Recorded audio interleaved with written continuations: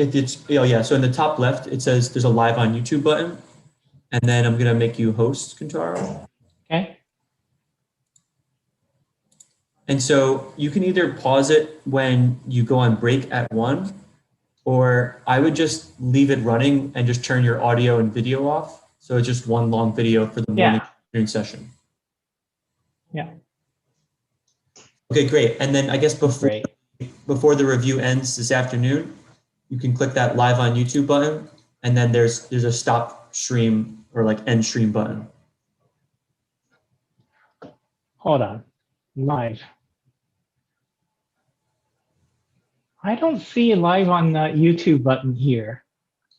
Maybe because you're sharing. Is it because sharing? Yeah, I'm gonna stop sharing for a second. Oh yeah, and then I see that. Yep. So yeah, great. And I'll check in at 2 to make sure it's still going, but you should be good to go. Okay, thank you, Nick. No problem. See you later. See ya.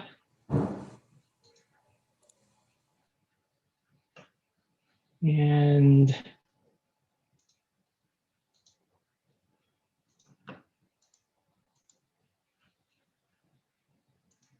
hello, everyone. Thank you for coming, and good to see you, students. It's been a while with the Thanksgiving break. So is everybody here?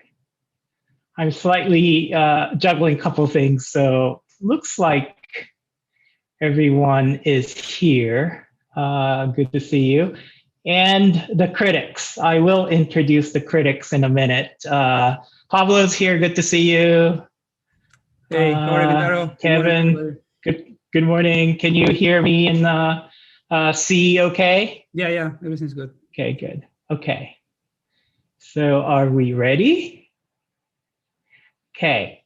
So let's see. Hold on.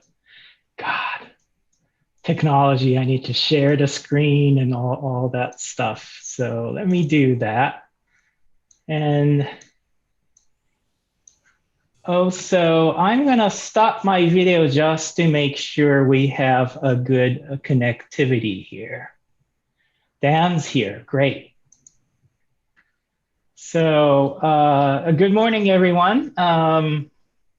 Thanks for coming to the final review of the Resilience Rainforest Studio. We'll start our first session for the day start with an introduction of our critics.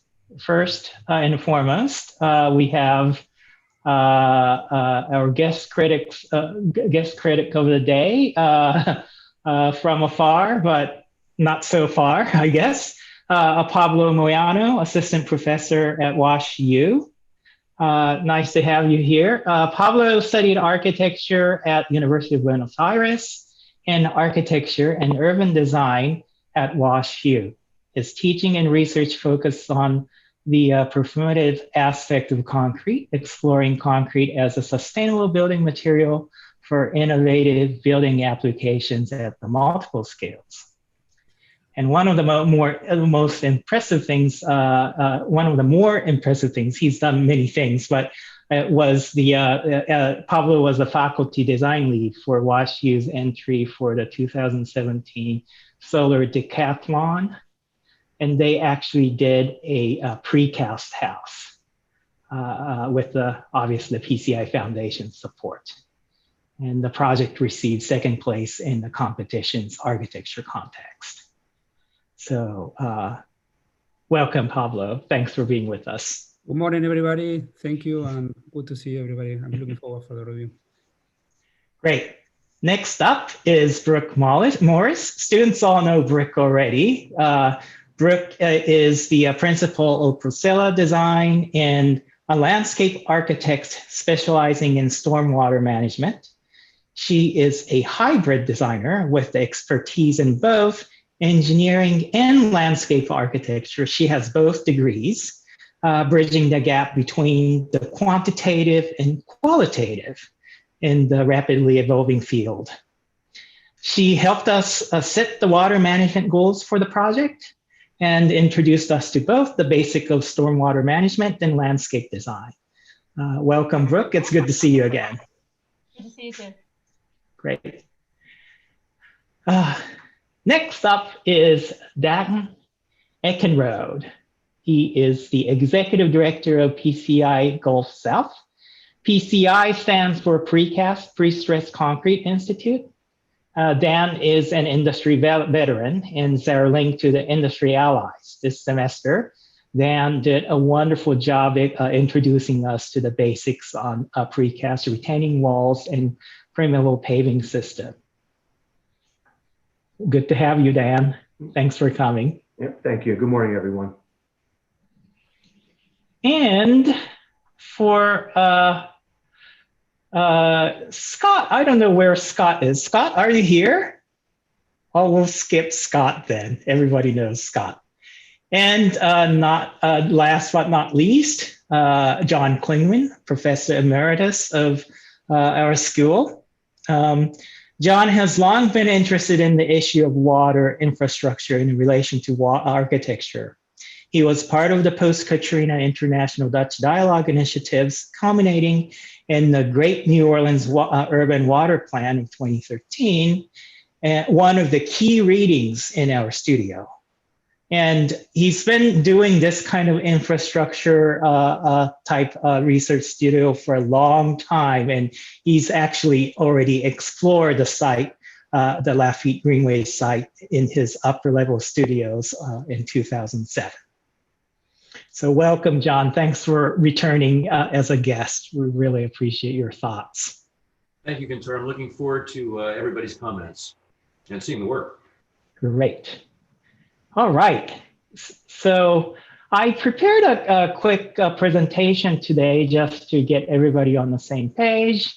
So the hypothesis of the studio, our hunch, is that through advanced design and fabrication techniques, the surface geometry of the precast system can be performatively and aesthetically aligned to the flow characteristics of water, mitigating flood and encouraging productive occupation of the ground plane. So at the component scale, the studio pushes the limit of complex surface geometry that advanced fabrication techniques can afford us, and its performance relative to water. We've also been looking at the larger context, searching for opportunities to make an urban scale impact. So here in New Orleans, on average, some of the key statistics, we get about half an inch of rain over 24 hours every 3 days.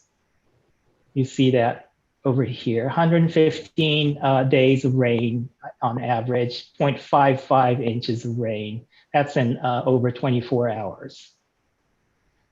Lately, however, we've been experiencing a more frequent intense rainfall, about half an inch of rain over an hour or two. And this is actually equivalent to the intensity of a 10-year storm, overwhelming our drainage system and leading to a significant flooding event. So the chart right next to you here is a typical 10-year storm model, and the peak happens within about hour and a half, and the amount of rain you get is 0.65 inches equivalent. So what do you do about that? The obvious response to the frequent flood events are to either increase the size of the drainage system to move more water quickly out of the system, or decrease the peak demand for the drainage system by increasing the water detention capacity. So the diagram you see here is a network of New Orleans drainage system. Lafitte Greenway happens to be on the primary drainage route, parallel to the open drainage canal. The open drainage canal is here. Our Lafitte Greenway is the red dashed line over here. We have actually a pumping station here, and there's 2 more pumping stations before the water, stormwater makes its way out into the Lake Pontchartrain.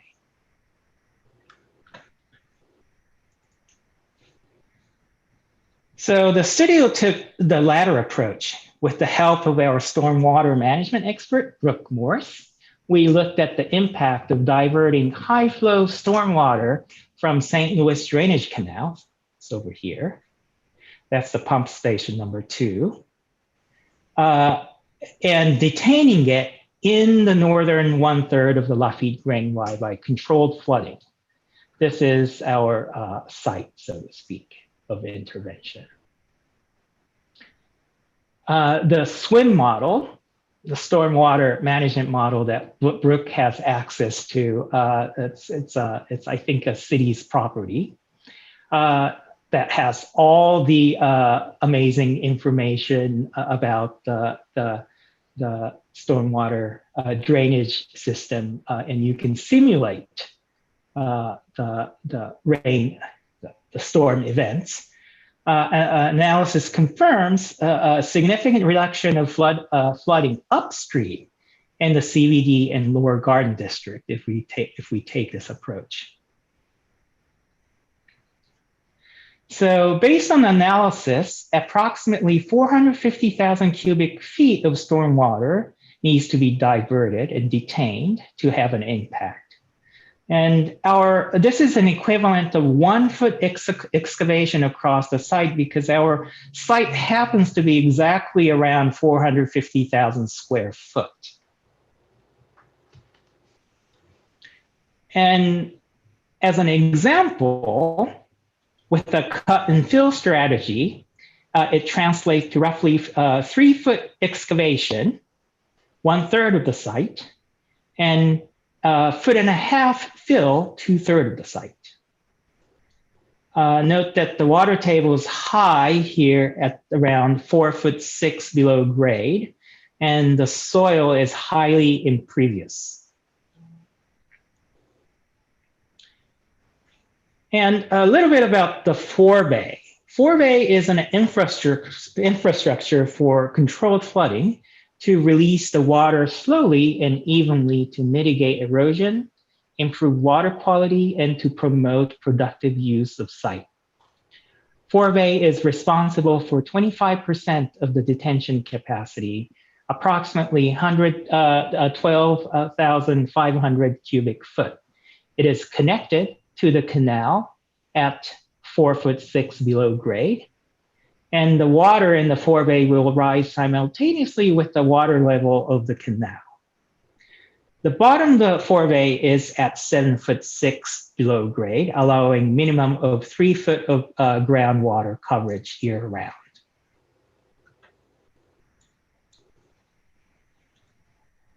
So, at the site scale, our intervention focused on shaping the surface geometry of the ground plane to manage the occasional controlled flooding and the water detention, manage the normal stormwater runoff and improved water quality, develop the use and increase value of the Lafitte Greenway for the neighboring community, and to explore innovative use of precast to shape the program and the surface geometry of the ground plane.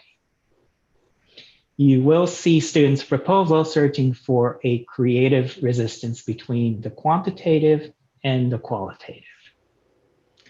And with that, we'll get into the presentations, but we have a relatively light schedule this morning. With the whole pandemic situation, everybody have some, it's already stressed to begin with, and things aren't necessarily what seems it is. So we had someone taking some incomplete and attending to their family matters today. But anyway, we'll get started with Mel. And also we have plenty of time, so feel free to ask questions. I think Mel would do a better job explaining a little bit more details about the existing condition and the site. Would you like to take it for us, Mel? Yeah, let me share my screen really quick. Yep. Also, just to let you know, everybody should have a link to the concept board, and concept board has a presentation material, so you can kind of look at it on your own time as well. Yeah, and I know a lot of people, well, I definitely did this, and I think some other people as well did this. If you're having trouble seeing the shared screen or anything, our boards many of our boards are in the same order as a presentation on concept board. So you should be able to follow along on that if that's easier for you, or if you want to zoom in on certain images or anything like that. Okay, can everybody hear me well? Yes. Okay. So the Lafitte Greenway, let's get started.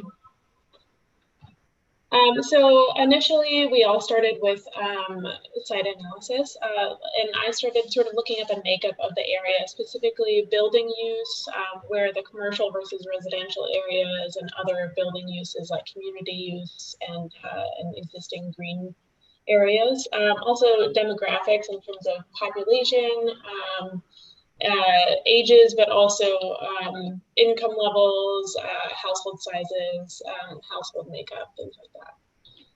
So I started with that, just to get an idea of who would be visiting the park and who would be using it. Also looking at elevation, of course, in the area in terms of where flooding is the worst, but also just getting an idea of sort of the rise and fall of the land itself. And I specifically looked a lot at transportation, both where transportation exists, but also how it's actually used. And parts of this were going to the site and just observing on my own time, but also looking at census data and other surveys from the areas. There's two neighborhoods to the northeast, really. We have Bayou St. John, and to the southwest, we have Mid-City. And Mid-City is a pretty broad area, and we're only looking at a small portion of that, so keep that in mind. But in this area, the Lafitte Greenway, the portion of it that's our site is in red here. And you can see it sort of creates this chasm between these two neighborhoods. And it splits it in a way that makes it hard to access the transportation on either side. If you're in Bayou St. John, for example, up here, it would be quite difficult for you to access the trolley down here. If you were on this side in Mid-City, it would be fairly difficult for you to access the bus lines over here. And then the thin blue lines that you're seeing here are existing bike paths. And primarily when I was looking at this area, the couple times that we went there, I was seeing there was definitely some people bike riding and using the pathway for pleasure, but primarily it looked like a lot of commuters, a lot of people going fairly quickly, clearly on their way to somewhere that lived in the area, probably worked in the area. So that was definitely taken into consideration. One of the big notes that I think a lot of us took away from looking at the site is that there is, because the site really splits these two neighborhoods, and these were originally one neighborhood that were then split by this site, there's not a lot of access across it, even though it's very narrow. There's not a lot of areas in which you could get across, and along this edge we have the canal, and there's technically a bridge crossing that canal along this area right now. It is only a bridge in name and in history, and now it is mostly a small collection of rotting boards, and I definitely wouldn't jump up and down on that bridge. It is still in use though.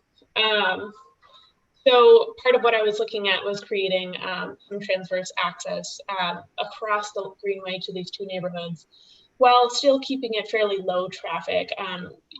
I place these pathways specifically to access specific aspects of the neighborhoods. There's a significant number of jobs that exist over in this area. There's also a high school on this block right here that we have definitely observed some of the high schoolers trying to cross that bridge and get across. So just improving those existing needs for access across the site there.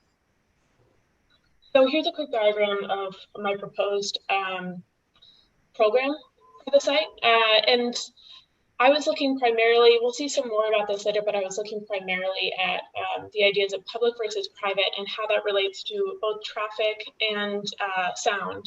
And so I wanted to sort of push all of the high traffic, the noisiest, the most public areas to the ends here, because they exist. They are already quite public and quite noisy. There's these roads on either end are pretty high traffic. There's a lot of commercial aspects along them. And so I wanted to push any public amenities to those ends and then allow this area in the center, which is surrounded by almost exclusively residential, to remain quite quiet and to use that area as sort of like a mini nature preserve. So in the center, you see the water retention marshes, and that's primarily where the flood water is going to stay, but it's also, when it's not being flooded, it is just a big open marsh area with some little hills on the side here to sort of allow for a little bit of a sound barrier, a little bit of a visual barrier. And it creates this very quiet, calm space in the center that's really only usable for transportation, for that, what I'm calling the Greenway Highway, as well as some quieter cross pathways for pedestrians. And then at the southeast here, we have the Net Lounge Park. Any better names? I'm fully open to them. It's basically, I wanted to create an amenity at the bottom that could both be flooded as an extra overflow space, and we'll look at that more later with the water diagrams, but it's an extra overflow space, but it also creates an amenity for the neighborhood that is usable and enjoyable and provides something that doesn't already exist there. So in looking at the demographics and the makeup of the area, there aren't a lot of young kids. I looked into playgrounds, I looked into outdoor gyms. There's already an outdoor gym just a little bit to the southeast. And so I ended up looking at these sort of very like open-ended, almost a playground, but really intended more for lounging. They basically create these large like outdoor hammocks, and they're just nets. They're just like hardy rope nets that are held up by poles, and it sort of can float above the water when it is flooded. But when it's not, it creates this really nice open space where groups of friends can hang out in these giant hammocks, or if someone does bring their little kids there, they can climb on it like a playground. So something very simple and open-ended like that. Here's a little bit more looking at sort of how I was pushing the louder, more public elements to the ends and creating this sort of quiet void in the center. Here's a series of sketches. Along the way, I was doing a lot of sketching with this project, is looking at different solutions, primarily in section and also in plan for water management, and exploring that and learning about that. Here on the right, you can see some sketches that are more about the precast elements that I ended up going with, and we'll discuss this in more detail later, but essentially I was sort of inspired by the internal structure of a cacti and how the different apertures within the cacti create both a structural system and also a filtration system. So the precedent, I'm not going to go too into this here, but you can look at it on the concept board if you'd like. Looking primarily at facades that act as both structural and filtration systems, as well as a project that looks at a town's relationship to an existing waterway that had been industrialized, and they're trying to deindustrialize it. So here's our site plan. We're looking at these retention ponds in the center that I was discussing earlier. Along here, we sort of have these these small hills. They're really more like little mounds that are created along the edge. And what that does is it really just sort of eliminates some sound that might be coming from the Greenway Highway, so as not to interrupt the neighborhoods on either side. There's also little miniature versions of this created on the floating on top of the canal. And by floating, I mean they are lightly sitting on top of the existing structure that reaches over the top of the canal. They are not floating on top of the water, but they just create little planter mounds that both provide a little bit of a visual barrier, but also a little bit of a sound barrier. And they also, in form, sort of connect the forebay to the canal. And the majority of the forebay is hidden underneath this pathway. But I did want one aspect of it to sort of be a little bit more performative and a little bit more, I didn't want the canal to feel so disconnected from the rest of the water system, since it is all one system. Over here, you see that marketplace again, and over here, the net park. So here's a couple of quick little vignettes and some material inspiration. The marketplace and most of the paving in the area is going to be what's called True Grid. It's essentially a system of really apertures that that sort of just keep gravel in place and allow it to be ADA accessible and while remaining completely permeable to water to sort of lessen any flooding issues that you might have. And then looking a little bit at sort of what we would expect this bridge to look like, really just floating above these grasses, very simple, very quiet, not intended for high traffic. One thing I did want to point out here is the forebay, it does have standing groundwater in there. And so in order to keep that from becoming stagnant and therefore having an issue with mosquitoes, I'd like to utilize some of the concrete from the buildings that are the existing unused buildings that are being pulled down here and here. And those two buildings, they are made of concrete. They have a lot of beautiful existing graffiti on them that I don't want to completely get rid of. So I had the idea that perhaps we could use chunks of that concrete to create these little fountains in the open portions of the forebay. And over time, the water would trickle up and then percolate down and sort of oxygenate the water a little bit, keep it from becoming too stagnant. But over time, the water would create these sort of grooves in the concrete as it moves down and really make it feel more like a part of the nature surrounding it. Moving into section, these are all transverse along the short side of the site. And so just looking at the marketplace here with that True Grid system in place, directly connected to the pathway with some steps just to keep it very open. This is a series of large existing trees that you could see in the site plan. And definitely want to keep those. They are truly beautiful. Very easily connected to the street, the quieter street on this side with a little bit of tree cover on the noisier, more traffic side. All of these sections for the site sections are shown in dry conditions. So on a standard day where there is no flooding, there is 3 feet of groundwater existing in the portions of the forebay, and there's usually between like 1 and 3 feet of water in the canal at any point in time, typically closer to 1.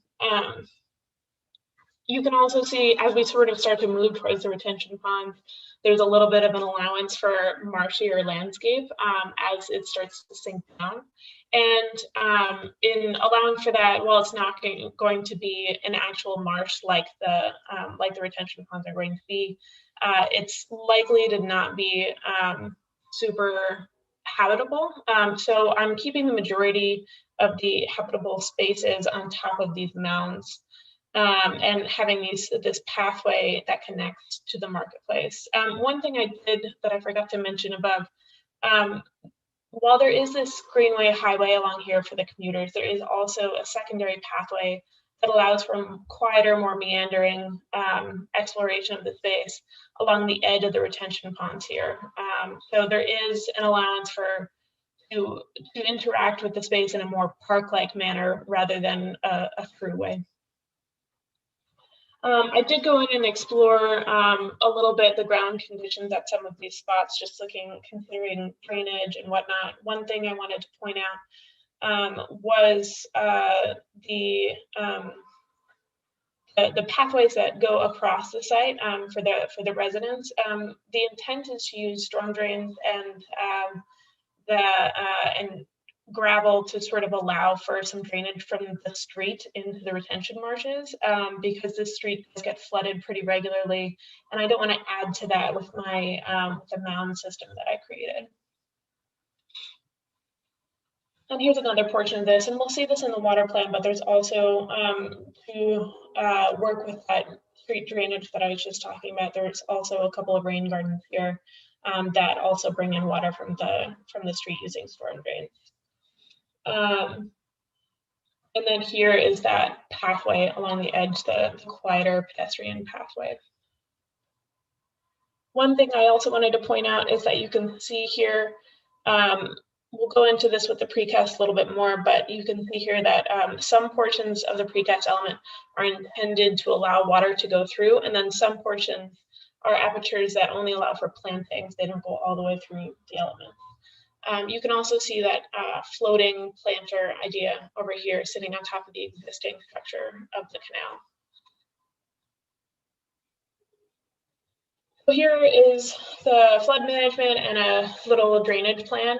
The drainage plan is primarily looking at just rainfall. It's not really looking at heavy floods, but on a standard day with standard rainfall, this is how the drainage would sort of occur. Hopefully, you know, it's going to be draining off of these mounds here.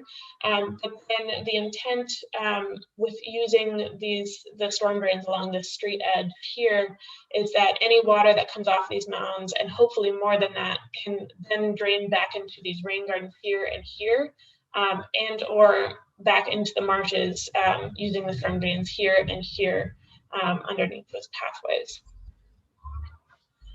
So the forebay stretches all the way along here. I've outlined it in black here, but it is underneath this pathway and then pokes at underneath those transverse pathways. The red dots are indicating where the water accesses that forebay from the canal. And then it can fill up these retention ponds. And then if those retention ponds overflow, it also can flow from them into this overflow space here. And that just allows for a little extra breathing room in case of more severe flooding in the future. Here's a couple of sections of that same process that I'm describing, sort of allowing you to see in a little bit more detail. So the canal, once it reaches a certain level, will flood into the forebay. And then once that forebay reaches a certain level, it will flood into the retention marsh.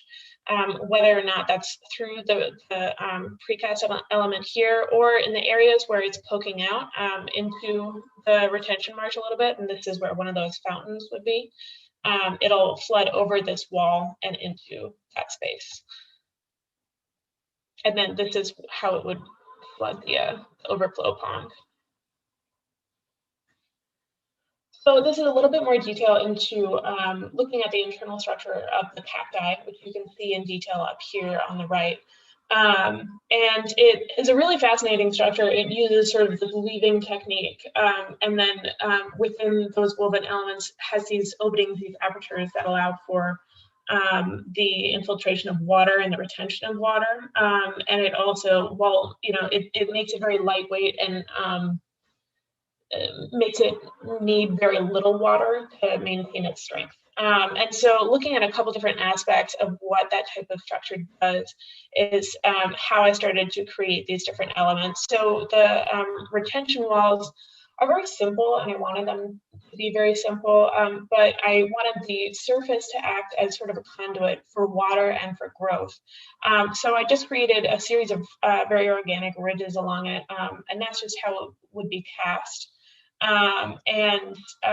This allows water to flow downwards in the grooves, as well as giving like mosses and other plant life, something to grip onto. It would be fairly aggregated concrete as well, so there's plenty for them to grip onto as they try to grow up these walls. And then we have our planter over here. That's just essentially a very lightweight precast element that is just a series of sort of like cups or bowls that are held together by these sort of little woven threads where the rebar would be. And I will say really quickly, I am very new to Rhino, so this is not quite what I wanted that planter to look like. So use your imagination. Yes, so it would be very lightweight and sitting on top of the existing structure like this. And then this is the main element that I was focusing on. This is that pathway element, and it provides both a structure to this pathway that sort of floats above the flooded areas, but the series of apertures allow for different uses and control the flow of water through them. And then I also brought in, to sort of harken back to that idea of weaving, I brought in a series of grooves along the edges of this element, and that sort of also creates areas for plant growth and for water flow. And you can sort of see in the section that in the areas where there's going to be a significant amount of water flowing through, the edges of those grooves have been softened to allow water to flow through much more easily, whereas where there's going to be plantings up here, those have sort of sharper edges to sort of delineate where the growth is allowable and where it is not. You can see that what I was just talking about in a little bit more detail here. So in the areas where there's significant amounts of growth, in the grooves where there are already planter apertures, it's going to be aggregated to allow for sort of any mosses or vines to grip and move along those grooves in a linear fashion, so that when you're looking down the pathway here, you can really see that growth pattern emerging. And then down below here, where the water would be coming through, there's grills in the larger openings to sort of filter out trash and other larger objects, and also keep people from accessing that area. Any areas where we don't want a significant amount of growth, it's going to be a polished precast. And then underground, the precast element as a whole moves up and down throughout the site, and you can sort of see that in the sections as it sort of starts to slope back down to ground level. And so at parts of it, there's these underground drainage points where the groundwater can more easily pass through into the forebay and connect those two elements. So here are some quick photographs of a 3D model I printed of this element. You can sort of see these grooves occurring along here and creating that linear pattern, as well as the apertures, and how you can see, like, you know, this is clearly the area in which water passes through, whereas this is clearly the area in which growth occurs. Here's a quick example of how it might be cast in a more professional setting, where it's split into two portions and then rejoined later. And then finally, here's just a quick rendering of what that would look like. So you can see these very quiet paths. And yes, I do realize that there would have to be railings along this. I didn't want to distract from the rest of it. But so here's one of those fountains in the exposed forebay here.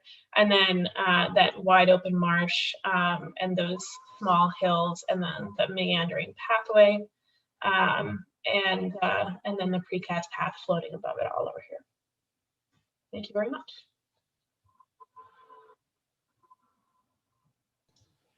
Great, thank you. So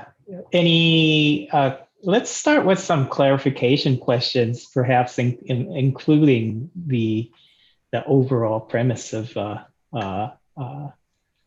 question. Oh, and before I just noticed Matt DeVos is here. Thank you for joining us, Matt. You're muted. And maybe Dan, could you introduce Matt to us? Certainly. Matt DeVos is the president of Jackson Precast in Jackson, Mississippi. Matt's been involved in the industry for a long time. He is also an alumni of Tulane. Yay. Back when they had, I believe, an engineering is part of the curriculum. And Matt is highly involved in PCI, not only at Gulf South, but actually PCI on the national stage. And come February, I think Matt will be the vice chair of the board of directors for PCI, and then next year he'll be the chair. So he's been around the industry for a little bit of time and knows a lot about precast. Thanks for joining us. Yeah. Yeah. I don't know. Can anybody hear me? Yes. Yeah. Thanks for including me today. Yeah. As a Tulane alum, and I'd like to say from a student of Dr. Bruce, if anybody remembers Dr. Bruce, I did my civil engineering and I have my graduate degree from Tulane also. So I'm excited to be a part of this, and thanks for including me. Great to have you. Thank you. Yep. So back to the critiques. Any kind of overall questions from the critics? We can start from there, or we can just go straight in.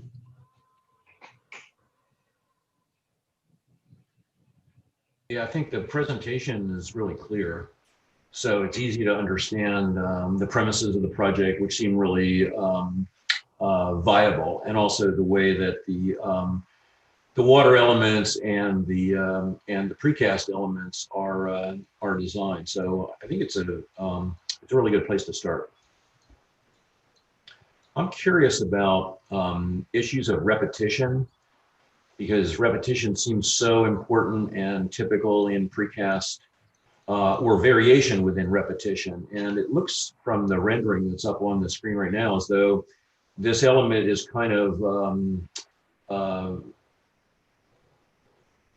exactly the same all along its length. And I'm wondering whether variation along its length would be possible with some adjustments to formwork, or with a number of different molds, maybe, I don't know, half a dozen or something, so that the sense of sameness maybe would be less. And I realize that a lot of that's also going to be mitigated by the plants and the water staining and some of the other things that are going to happen along the wall. But I'm curious about repetition versus variation. Right. Yeah. No, I completely agree. So part of that is in this view, you're all along where there would be a forebay underneath the pathway, and so having those large openings is part of the design here. But once you move outside of the retention ponds, where there is no forebay that you need, that the water needs to access through, you would no longer need those large apertures. And I unfortunately didn't get to. I didn't have the time to fully explore alternative versions, but my thought was that, and this is part of the reason why I had the top and bottom split in this casting, is that the top could be the same throughout the design, but then this bottom portion would have some variation where you no longer have those big open apertures, and I think I had it in the section. Let's go back to that. Yeah, so along here you can see that there is no longer a forebay, and so my thought was that those apertures would no longer go all the way through and instead just provide a sort of wall of planters. So as the pathway starts to slope back down and it's no longer acting as a filter for that water, it could start to become just sort of a little green wall along with the pathway on top. And so that second half of that mold could change as the pathway moves along. Yeah, I think that makes sense. I just have one other thought, and that is that I think along one edge of that bike path, you could extend the precast up and let the precast form a parapet condition. Oh, really? Yeah, definitely. That precast would become, GFRC, some really lightweight version of it that would be, more open perhaps, but also it would be understood as being part of the overall system rather than having to add a separate railing. Right, definitely. I would like to start making a more general comment about the project. I think, well, clearly the site is very linear. I mean, it's intrinsically linear and long, right? That's a given that you all have to deal with. And I think I agree with the comment. Your project is well presented. I think it's clear. You have a nice set of diagrams explaining the urban situation and then the overall strategy of the project. I think for me that makes in general makes a lot of sense. However, I noticed at the beginning when you start talking about the context, the vast majority of the surrounding areas of the site is residential, with some commercial, about 80% or 20, something like that. And I think, I know the focus of the studio is more about, dealing with the landscape and the water management and so on. But I think program is also important, and I know that you've given some attention to that. It's definitely a bigger retention pond than the park that you mentioned, and then some kind of market. And I think, in my opinion, the project is a little, even though it's a nice diagram, I mean, as a diagram works well. However, seems that I wonder how the neighbors, the people surrounding there, will experience the project, and something maybe is important to address, because are the users primarily visitors, are actually neighbors? How exactly this belongs to the neighborhood? Because ultimately, this is going to have a huge impact to those people, right? The people living there. And I think maybe the project can be more explicit about how the actual residents can use this year round, when it's flooded, when it's not flooded. I know you did some nice diagrams showing those conditions. For me, that's important. I still think in the experiential side of the project, maybe it needs a little bit more development on, when you talk about the marsh, for example. So I know you have sections and showing, I get those ideas conceptually, right? But I'm just wondering how these precast elements can be more explicitly addressing those local needs, right? For example, sitting areas, or I don't know. I know you spend a lot of time on the precast element for the walkway, which is, I think, is a nice approach. But the project, that's only a portion of the project. It's only, the more, the pathway for people to travel. But the vast majority of the project is standing water, right? It's flat areas, or mostly flat areas. So how people actually use that, right? Not only visitors, but also residents, right? So you mentioned the graffiti park. That seems interesting to me. Maybe, graffiti is more about surface. So maybe use the precast elements more explicitly to show a lot of surface area, so you can actually have more exposed area for people to do their own art, right?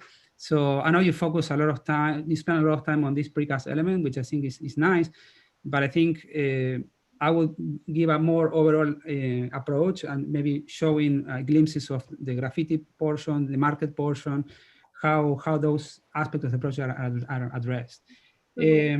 So, and again, for me, you have to spend your time, focus your time on certain aspects. You clearly develop a lot of time in the precast element, which I know is part of the studio premise, which I think makes a lot of sense. But I think also it's important to look at the holistic, right, and keep those aspects. Don't forget about those aspects of the project.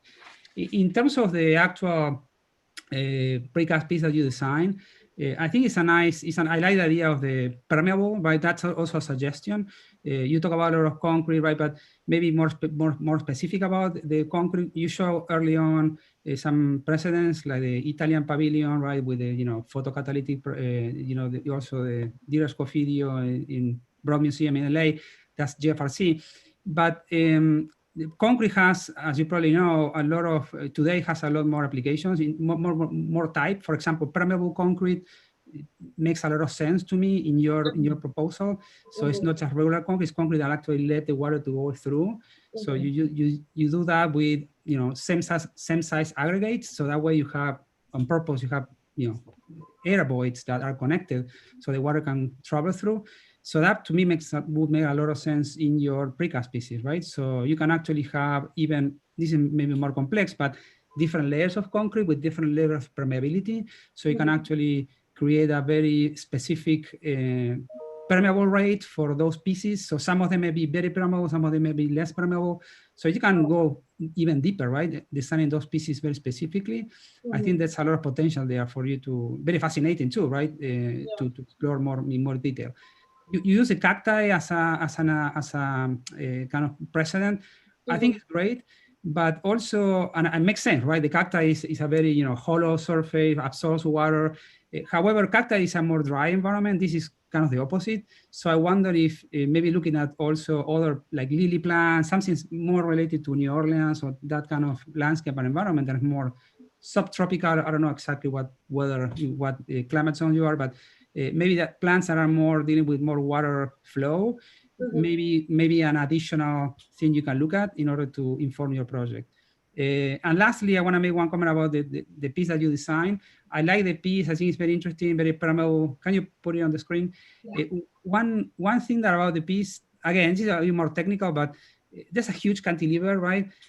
I don't know, again, I know this is not the point of the studio, but I'm not sure if that little footing that you have is enough to compensate for that. That's very heavy, even if you use thing that I didn't show very well in the precast pages, it is not cantilevering. It is supported by this concrete wall on the canal side. There would be like a steel grate on the side that would be supporting that edge. Okay. Well, that's fine. That's important. But I think I also look at the molds. I mean, potentially there's a lot of technical things maybe need to be more further explored. I know there's a lack of time as well. So I think you did quite a good job for given the time that you have with COVID and everything going on. But I really like that piece, the permeability of the piece. And I agree with the comment that John made about the repetition. So you can have more like idea about a master mold. I know precasters have some of them explore that option oftentimes. So you have a master mold that you can actually change pieces without having 10,000 different molds. With maybe 5, 10 pieces, you can actually configure, make, I don't know, 100 configurations, right? So they can actually also populate your project. That's another comment that I have. This world only remains linear. Why not develop the whole project with these precast panels that are permeable, right? So, and even the curves. So you can actually have a much more holistic approach. So the whole project is about these precast elements that with a master mold, with some variations, and you can do a lot of permutations and configurations to really respond to different conditions. So I think for me, though, that would be a very interesting kind of next step for your project. Okay, thank you. Hey Mel, can you hear me? Yeah. Okay, cool. So John and Pablo covered most of the comments that I had as well. First off, I want to say the presentation is very clear, which I really appreciate. I also appreciate that so much clarity when we're first starting the day helps us really understand the assignment. And your diagrams are beautiful. They really articulate what you're saying and left very little room for confusion, which I appreciate. I think your overall site, I like that there's kind of the 3 areas. I think they, having been on the site, respond to the program needs of that area. I do agree with John and Pablo. I think the repetition and variation could be played with more, and that creating more of a variation of experiences, and as well as different elements. So you have the linear highway, which seems to have a pretty consistent feel throughout the park, and then also you have the alternative, which is the slower pathway, but that one also has more of a continuous feel. It feels like throughout the park.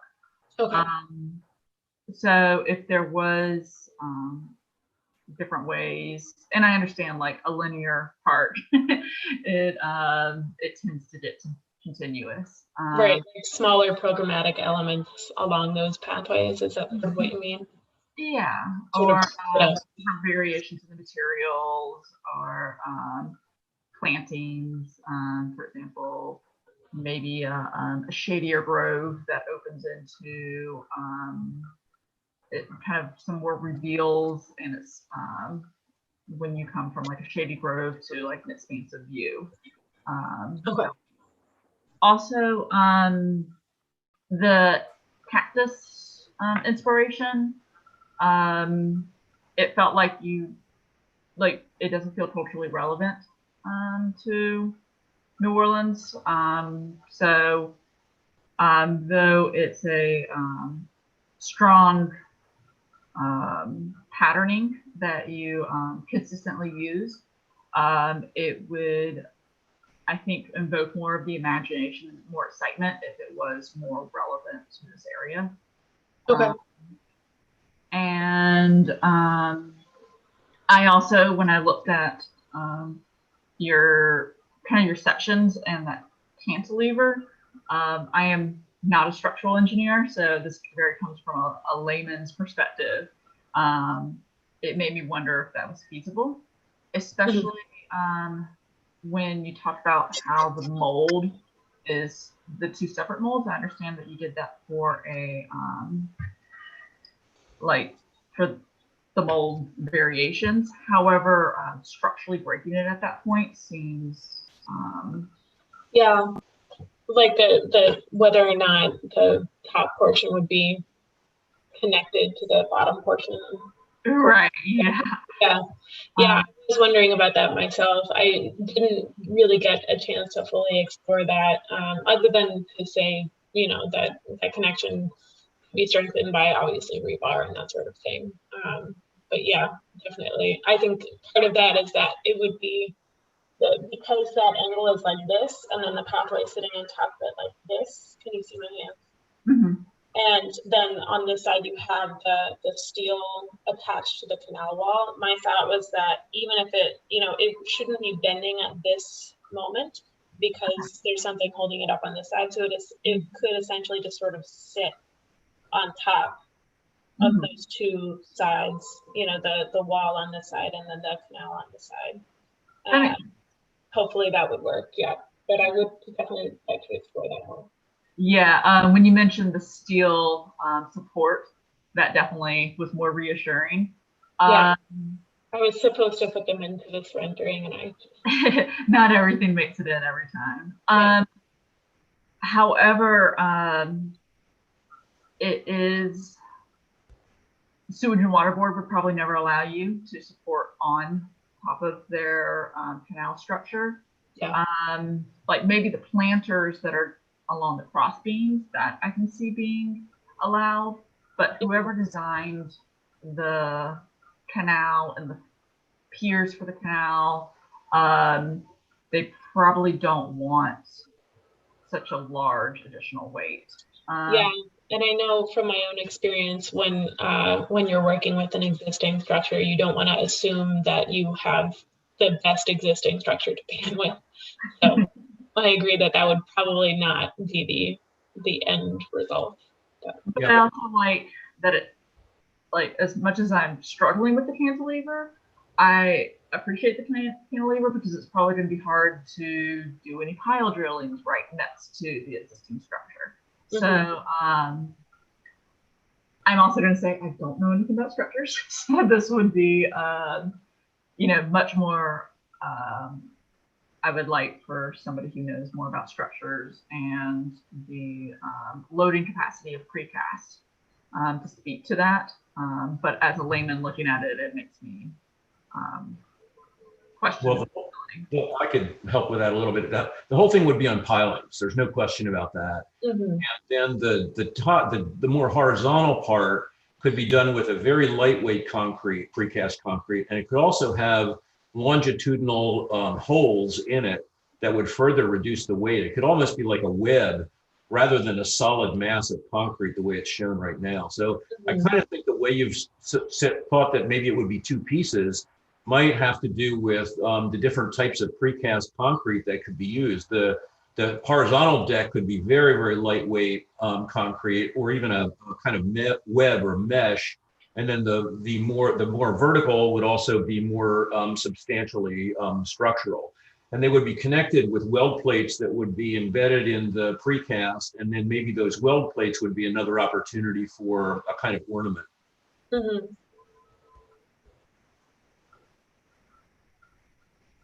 Cool.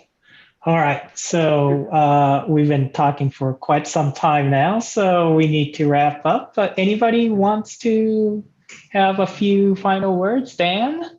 Yeah, if you guys don't mind, looking at the precast elements, I mean, I think your design was great. I mean, I quite frankly, I've sat through what 3 of these now, I think, Quintero, and I've always liked the design that students come up with. You guys are very creative. So what I do is I focus on your precast elements, and there were a couple of things that I wrote down here as you were going through. John mentioned repetition. Creating a master mold and varying that master mold. When I was a salesperson, I always said the same thing to owners. Anything can be done. It's just a matter of how much you want to spend to do it. So there is a fine line of diminished returns here. Mm-hmm. When I look at the precast element you have here, there were a couple structural items that stuck out to me right away. One is the cantilever and the heavyweight that you have, and two is you're kind of putting the openings of the apertures at one of the worst spots within that structure. I mean, I know we talk about supporting it on the end and everything. First thing you have to think about is, one, how do I get it out of a mold, and how do I transport it to the site? Mm-hmm. And I'll almost guarantee you that the majority of your pieces there are going to crack where you have your larger openings before it ever gets to the site. It's a weak spot. So you have to think about how you're going to reinforce it with as many openings as you have going through the stem there. I don't know exactly how you would reinforce that precast member. So that's the first thing that kind of stuck out to me. Okay. As far as the molds, you could have a producer create 4 or 5 molds, each one being slightly different. And you could even have those pieces that would be successive. So 4 or 5 different molds successive. And then throughout the whole part of the structure, you could actually have a separate pattern that's happening within the pattern that you've created here. Mm-hmm. Again, you can handle this a number of different ways. It just depends on how much you want to spend to be able to get the patterns that you're looking for. And I know we're doing this, and this design is primarily for New Orleans, which has very mild temperatures, relatively speaking. But as you start going into other climates where you're going to be dealing with freeze thaw type of situations, I will tell you from most organizations that I've ever dealt with, they don't like vegetative and dirt and stuff within their concrete, because it creates a whole nother issue. And when you get into areas where you're going to deal with freeze thaw, again, you could be looking at something that could spall, that could crack, if you've got vegetation in those voids. Just again, keep that in the back of your mind. I know that's not applicable specifically for this, but for this case. Yeah, I used to work in Minnesota, so I was actually pretty excited to work with precast in a milder climate. That's kind of why I put the plantings in there, just because I wouldn't have to worry about the dirt freezing and expanding, or the roots, causing inroads as much. So. Yeah, I mean, typically speaking, most projects that I've been involved with do not necessarily like the vegetative element, because it looks great for a short term. But again, one of the nice beauties behind concrete is its sustainability, longevity, its resilience and durability. I mean, that's kind of why you use concrete. You want it to last a very long time. When you start putting ground, you start putting moistures, and you start putting planting into that, it looks good for the short term, but I'd be willing to bet for the long-term durability of that structure, it's going to have a deleterious effect on that structure. Again, just to keep that in the back of your mind. Mm-hmm. It's almost kind of counterintuitive. But that was kind of my thinking. When I looked at your, again, I'm not going to focus on necessarily your design. I was going to focus more on the structure. There were a couple of items here that I thought you might have wanted to dig a little deeper. reinforcing of those elements would be one of them. Okay. I don't know if Matt has any follow-up on that or not, being a producer himself. Frankly, Mel, I like your design. I mean, I think I could figure this out. Maybe change a few, tweak a little things here and there. I mean, growing up in the Midwest, you would never see anything like this from a water standpoint. But there's all kinds of admixtures and chemicals that we use within our concrete that could protect some of these openings. I think from a producer, standpoint, it's be very expensive to build this, but I think there's some things that you could learn, and you could work with a precaster like me that could,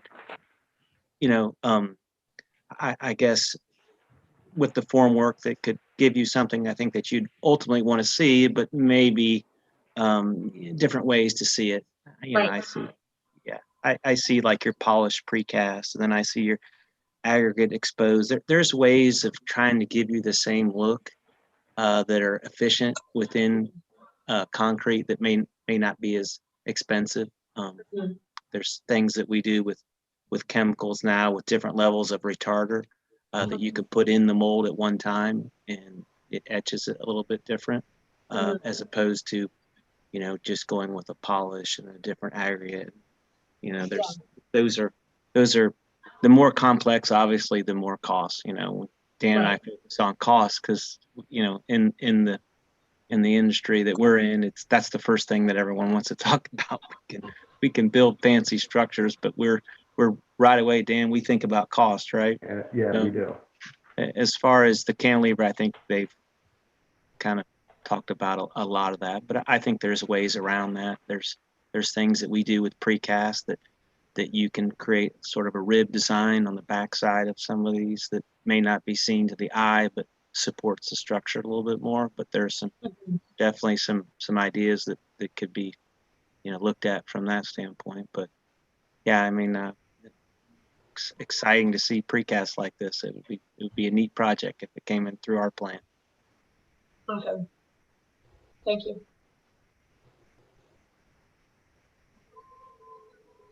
Great. All right. You might lost me there a bit. The internet went out, but I'm back. Can you hear me okay? Good. Okay. So thank you, Mel, and thank you, everyone. It was a great conversation, just the kind of things that I was hope for. And I think the critique's going better than the in-person today, which is great news. Thank you. Okay, well, we'll move on to next.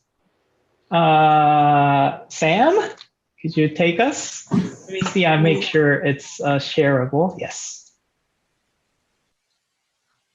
And take us out.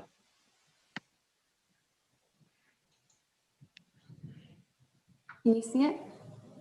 Yep. Okay, so like Mel said, so this is our site. It's situated between what was North Jeff Davis and North Broad Street, as well as Lafitte Avenue and a portion of St. Louis Street. And I also wanted to point to, there's like a coalescing of bike paths at this bike traffic circle, which go uptown. They can go to City Park as well as to the Lakeshore, and of course to downtown through the Lafitte Greenway, which our site is a part of. So two elements of the site became most apparent in my analysis of the neighborhood.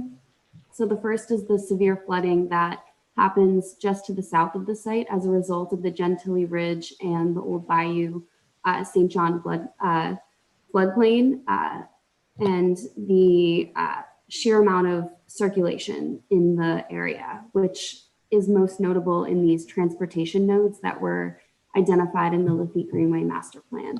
So in looking at these two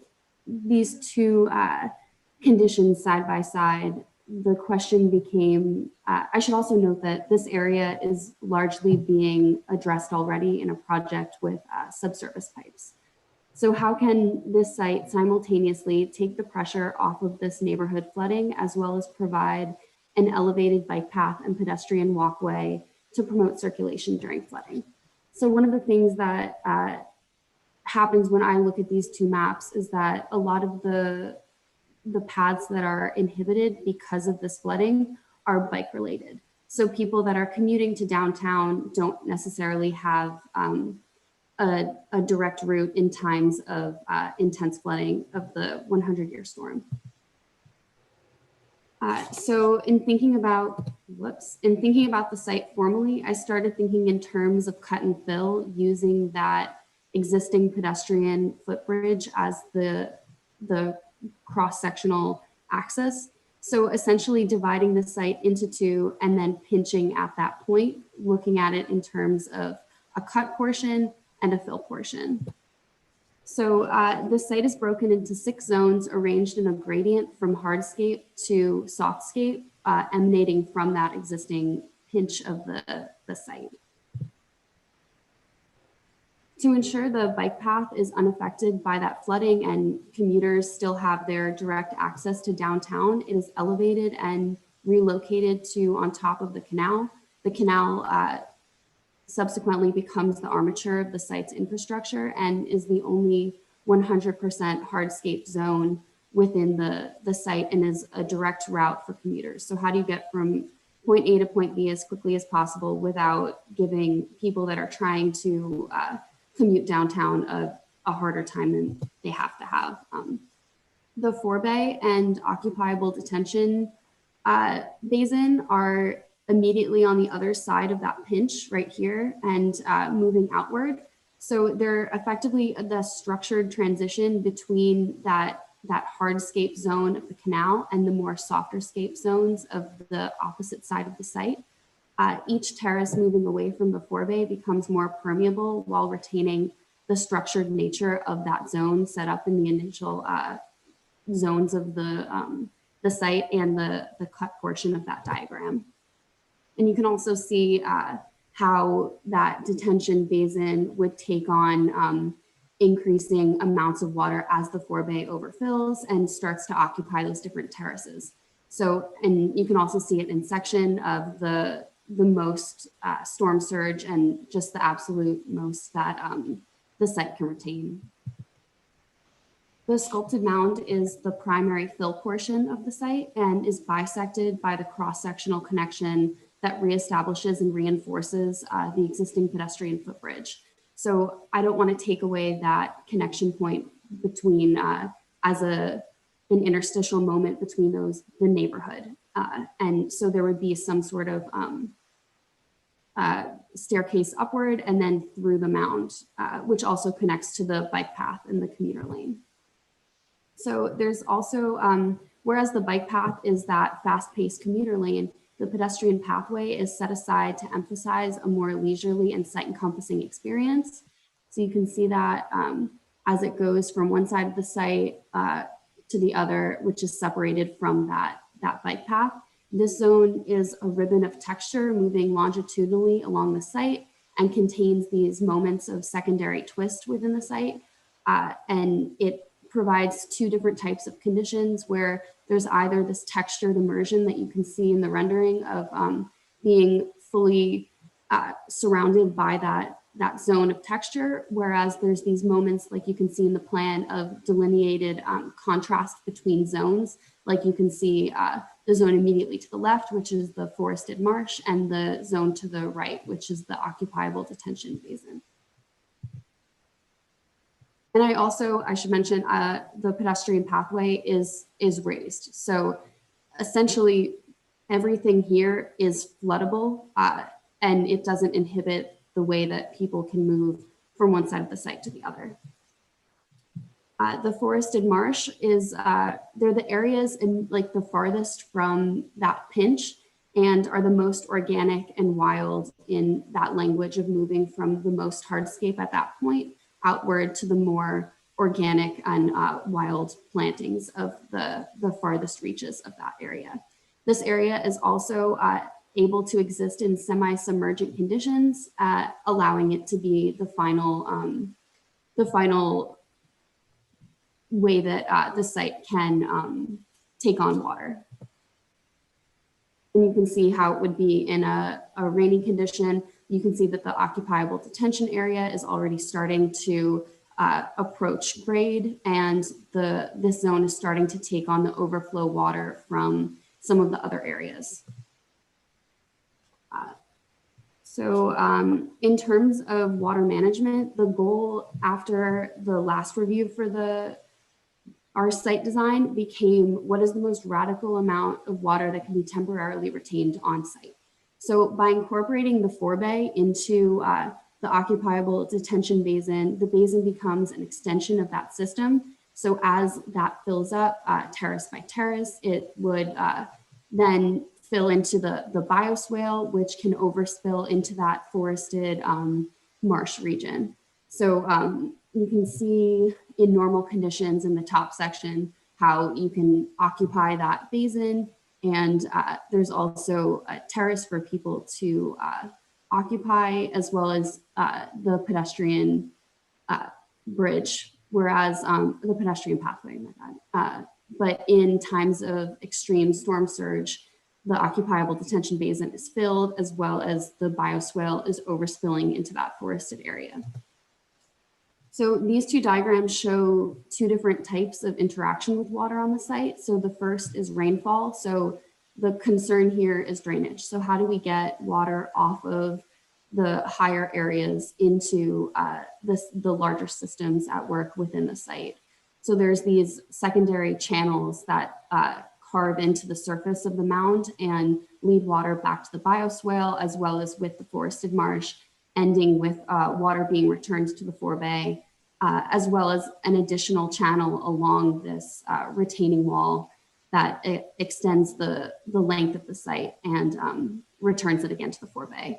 Whereas in times of storm surge, the water detention is, it's more about detaining the surged water that's coming out of the canal into the forebay and then up the terraces. So it's more about how much water can the site retain and take pressure off of those existing systems.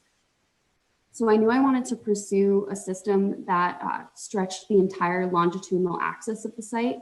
And you can see the original axis was much more bent because I was going with the implied topographic lines that result from the Gentilly Ridge to the old Bayou St. John floodplain. But in my analysis of the different pieces that would have to result in that component system, I ended up simplifying the geometry so that it's two straight systems that it just reduces the number of pieces that would need to be fabricated.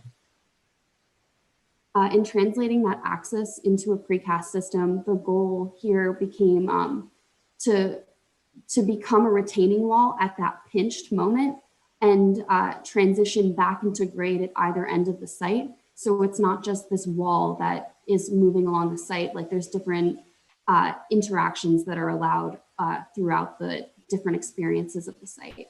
And you can see that in elevation as well.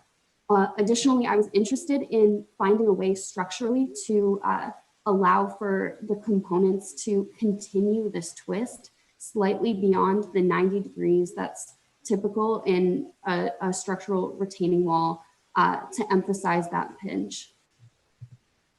So I included these precedents to show the different leaping off points in designing the component. So for the Bowen Place crossing, I was really interested in this idea of these monoliths that the joint condition becomes the most interesting part of that system, and how those different edges create this shadowed texture as we move along the wall.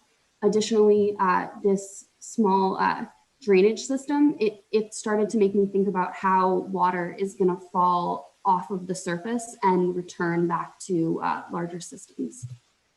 And then the surface deep garden. So this was one of the few precedents I could find of a wall twisting and rotating in this manner.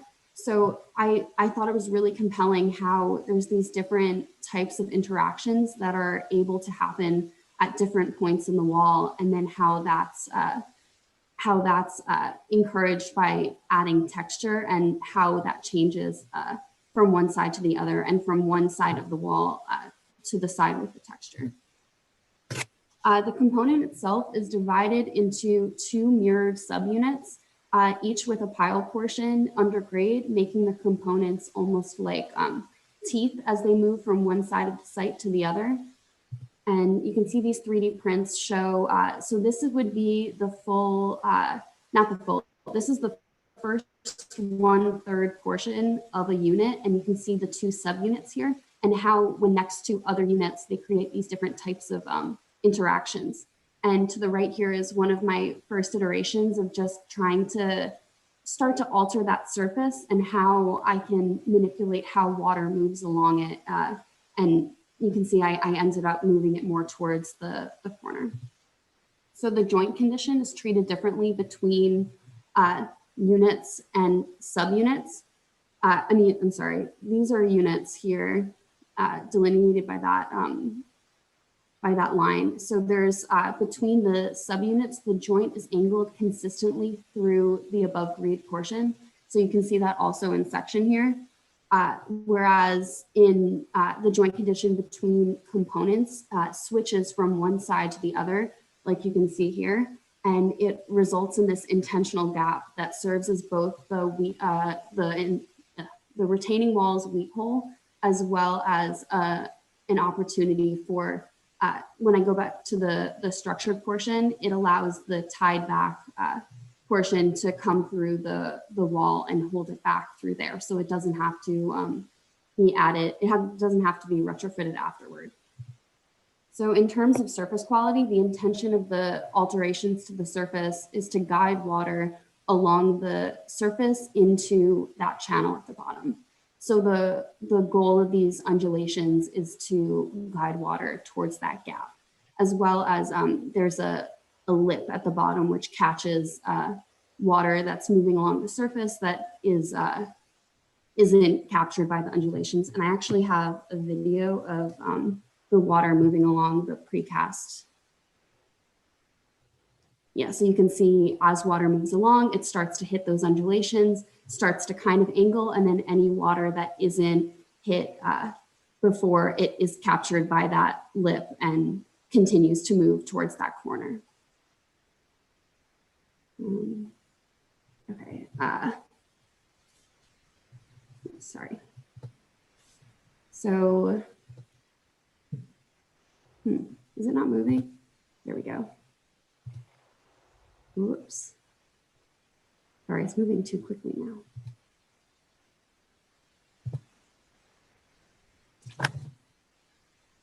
Sorry. Oh my gosh. Huh.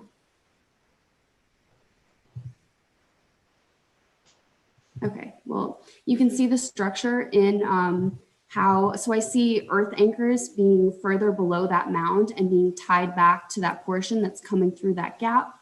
And it's moving through that gravel collar. And I also see some sort of filter fabric that's wrapped around that portion of the gravel collar to prevent sediment from coming through the wall in unwanted ways. Also, I think it's important to consider that since this type of system is moving through an area that would be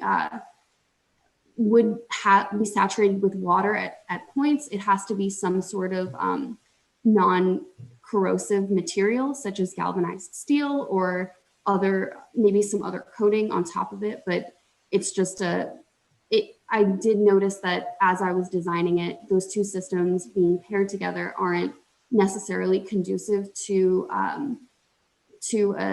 a system with anything that would be corrosive.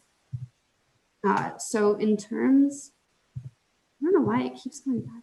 Okay.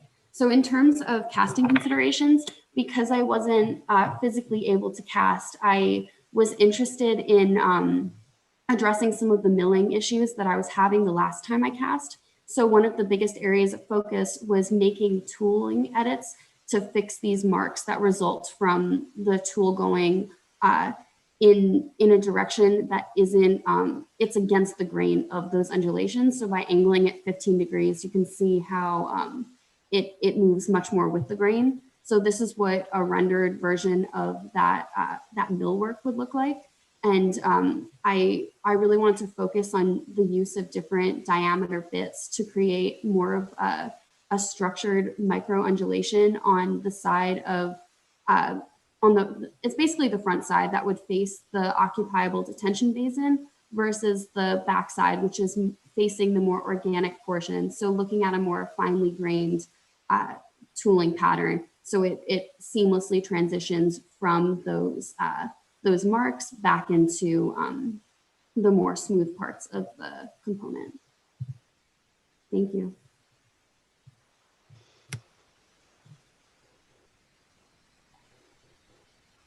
Wow, a lot of work. I'm always impressed when I see studio reviews. This is true for Mel too. They'll do a lot of work in one semester. I like the use of the precast as the retaining wall, but that it's a repetitive element that it's different in its orientation. I like that use of the precast. I think your drawings are beautiful, but I did sometimes struggle with where we were at in the design and what was going on. And I don't know if I still have like a full complete picture of the design. And I think what would have really helped is some labels on, especially a lot of the early drawings that you're showing. I think that would have helped quite a bit.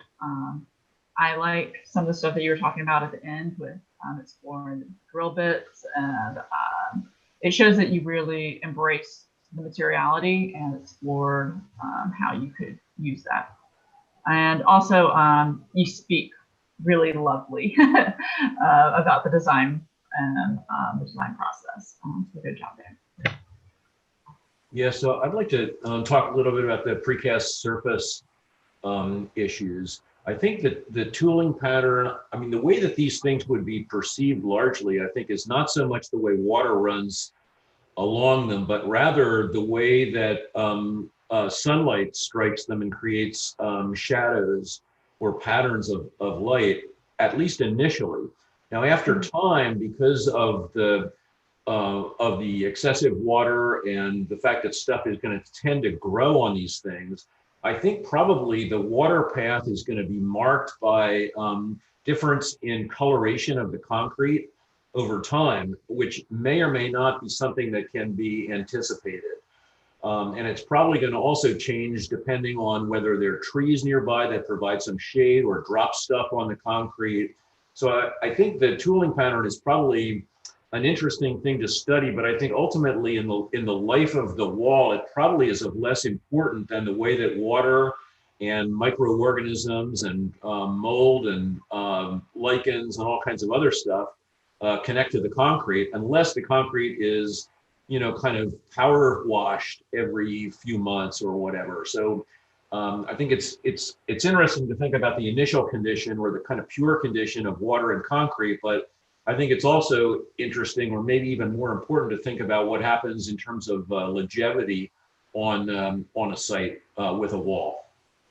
Yeah, I did. I guess that over time I see. I forgot to mention it. A patina existing from that water staining or some sort of algae growth, and it was definitely like I'm not against that kind of marking over time along the wall.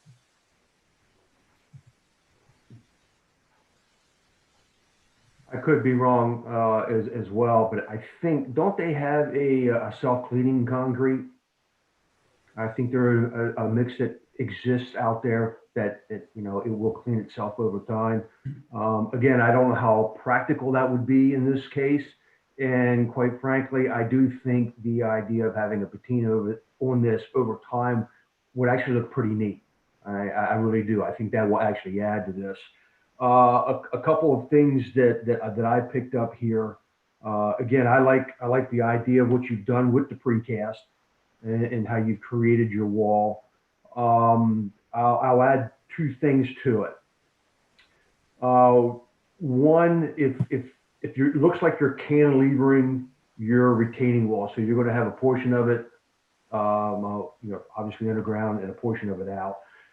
As I had mentioned in some of the other studios, I'm a big proponent of pre-stressing. And I think that in this case, if you had a producer that had what I call a long line production facility, you could pre-stress these elements and it would easily handle a cantilever. But to tie on to the backside of that, I see you have, you're talking of a galvanized steel or stainless steel cable coming from the top parts of the element back and being anchored.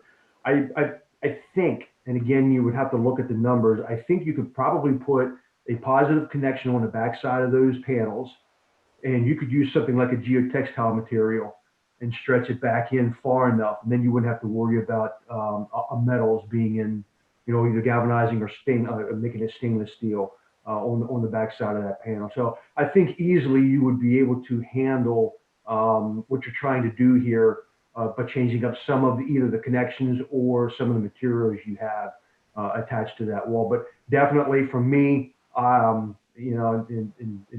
every producer does pre-stressing, but most of them do. And I think I would go on the pre-stressing side with your elements.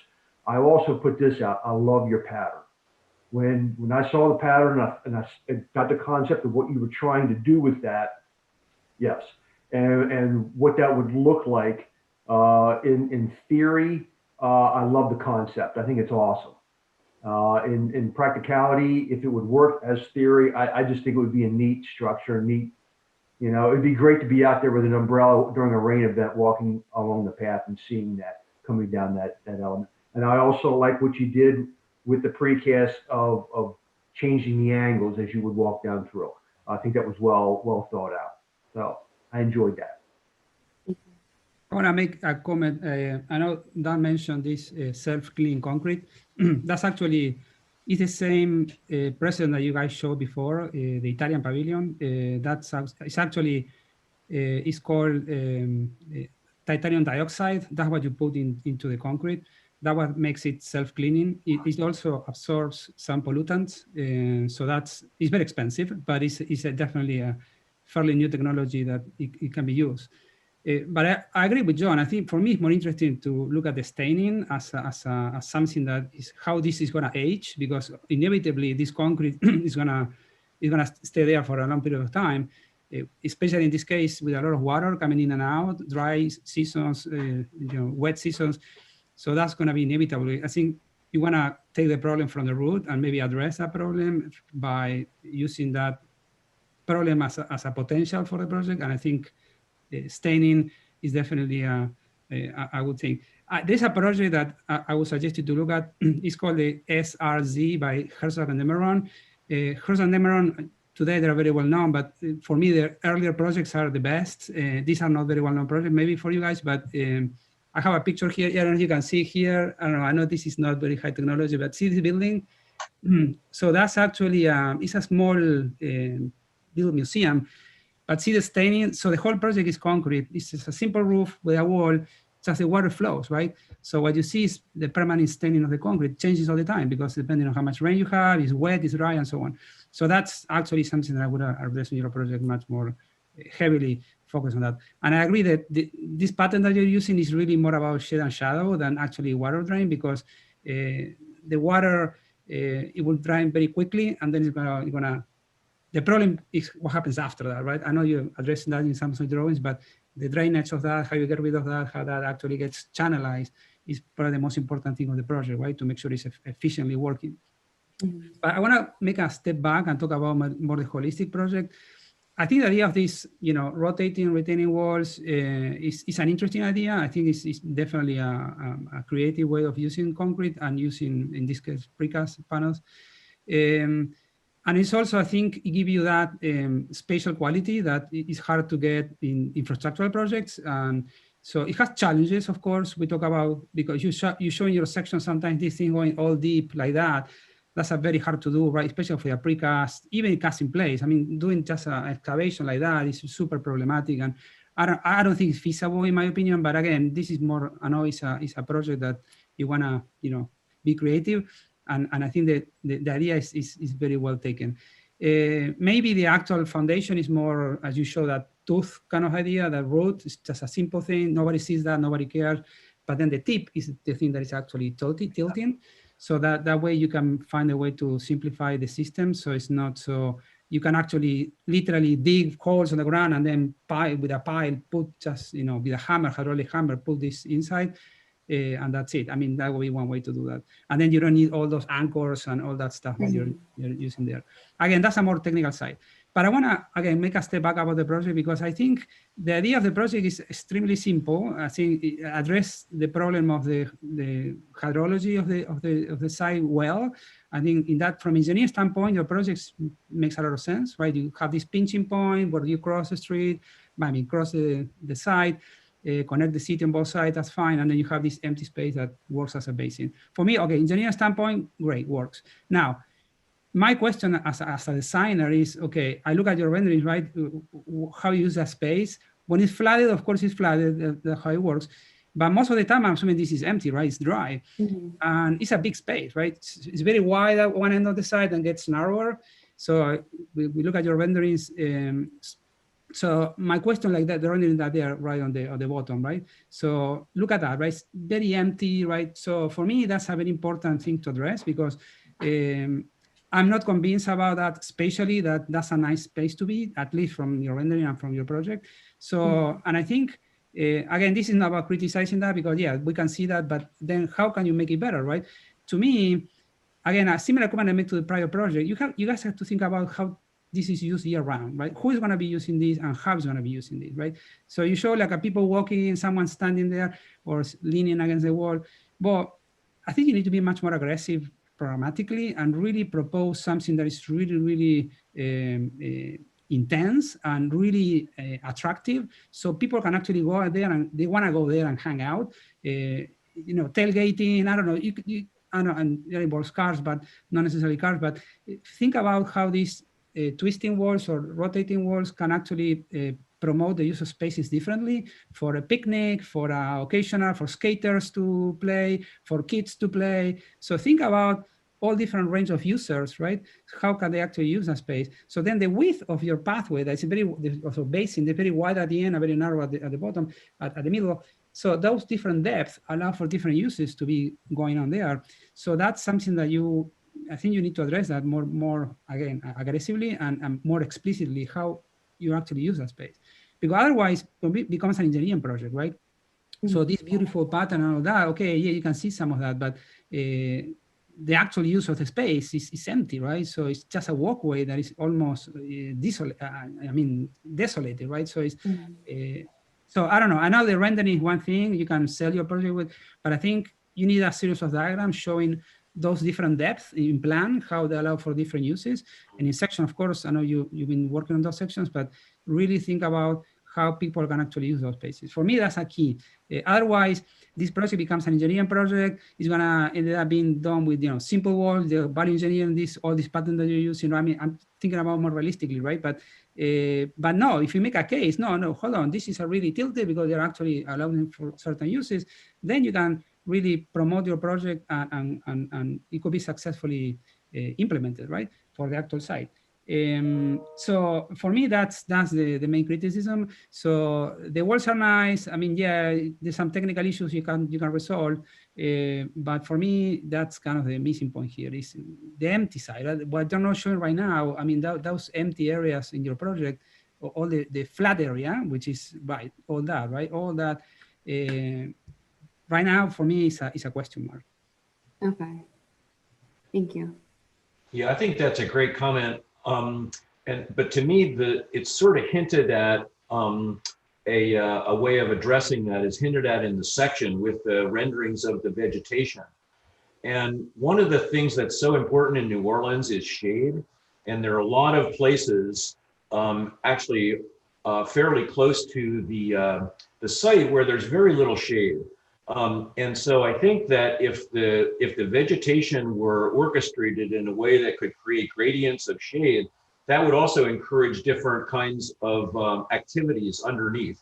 In fact, even on neutral grounds, you see people setting out chairs under trees and just having conversations and enjoying the outdoor space. If it's shady, if it's sunny, for much of the year, it's just too hot to occupy. So I think there's already a kind of recognition, I think more in this project than in the first one, that vegetation is an important component. The vegetation is also really important for water management because of evapotranspiration, which takes water from the ground up and puts it back up into the sky. So I think the vegetation could really be a clue to getting to what Pablo is talking about understanding and encouraging different ways of using the site.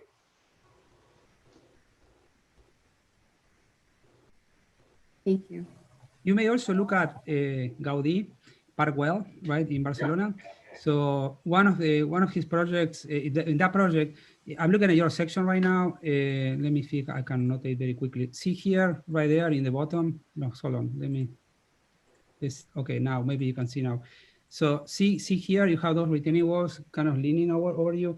That can address John's comment about the shade, right? So depending on the orientation, how this is working, I think this is mostly facing south, right? Southeast or southwest. Mm-hmm. So you may be able to use those tilting planes or this wall to actually create shade. So in the Parkwell, there's a very famous image. It's kind of like this, right? People can spend there. There's also columns here. So it's like a gallery, like a arcade almost. So that can be also an interesting project to look at in order to create those shady areas. When I was there, the people were in those kind of galleries, the kind of cave-like spaces, playing different kinds of music. And become acoustical resonators. I mean, it's just fabulous. It's an amazing, but again, you're promoting the occupying those spaces with actual uses. It's not just a walkway, right? For me, that's very important. Another project you should look at the Benidorm. It's a city also in Spain. It's a whole, I think it's Ferrater is the architect. Carlos Ferrater is a Spanish architect. It's a whole coastline. It's all concrete, very beautiful waves, emulating the waves of the sea, of the ocean. It's all concrete with very big, I'm talking about 5-10 meters drop on height. Sectionally, it's very, very, very impressive. So it's all concrete with pavers, color pavers, all white concrete, beautiful, basically retaining walls that actually use as circulation and actual spaces you can occupy. It has all these cantilevers. Look at that project because it's amazing. So it's cast in place, but it's concrete. It's definitely an interesting project to look at as a present. Cool. All right, maybe we need to wrap up with maybe one or two more comments. Matt,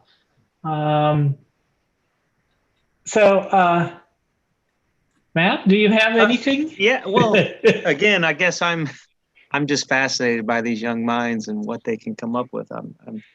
I really like the repetitiveness of this. This is obviously a real efficient precast design. In fact, as Dan knows, our facility is involved in the Mississippi State precast studio, and the partner is U.S. Formlines. And so I can envision U.S. Formliners coming out with a pattern to meet this leaf. In fact, I've seen things like this that are pretty cool. So really like that. I think the challenge to this project is so many times we think about the precast and how can we officially make it, but the other aspect is how do we officially install it?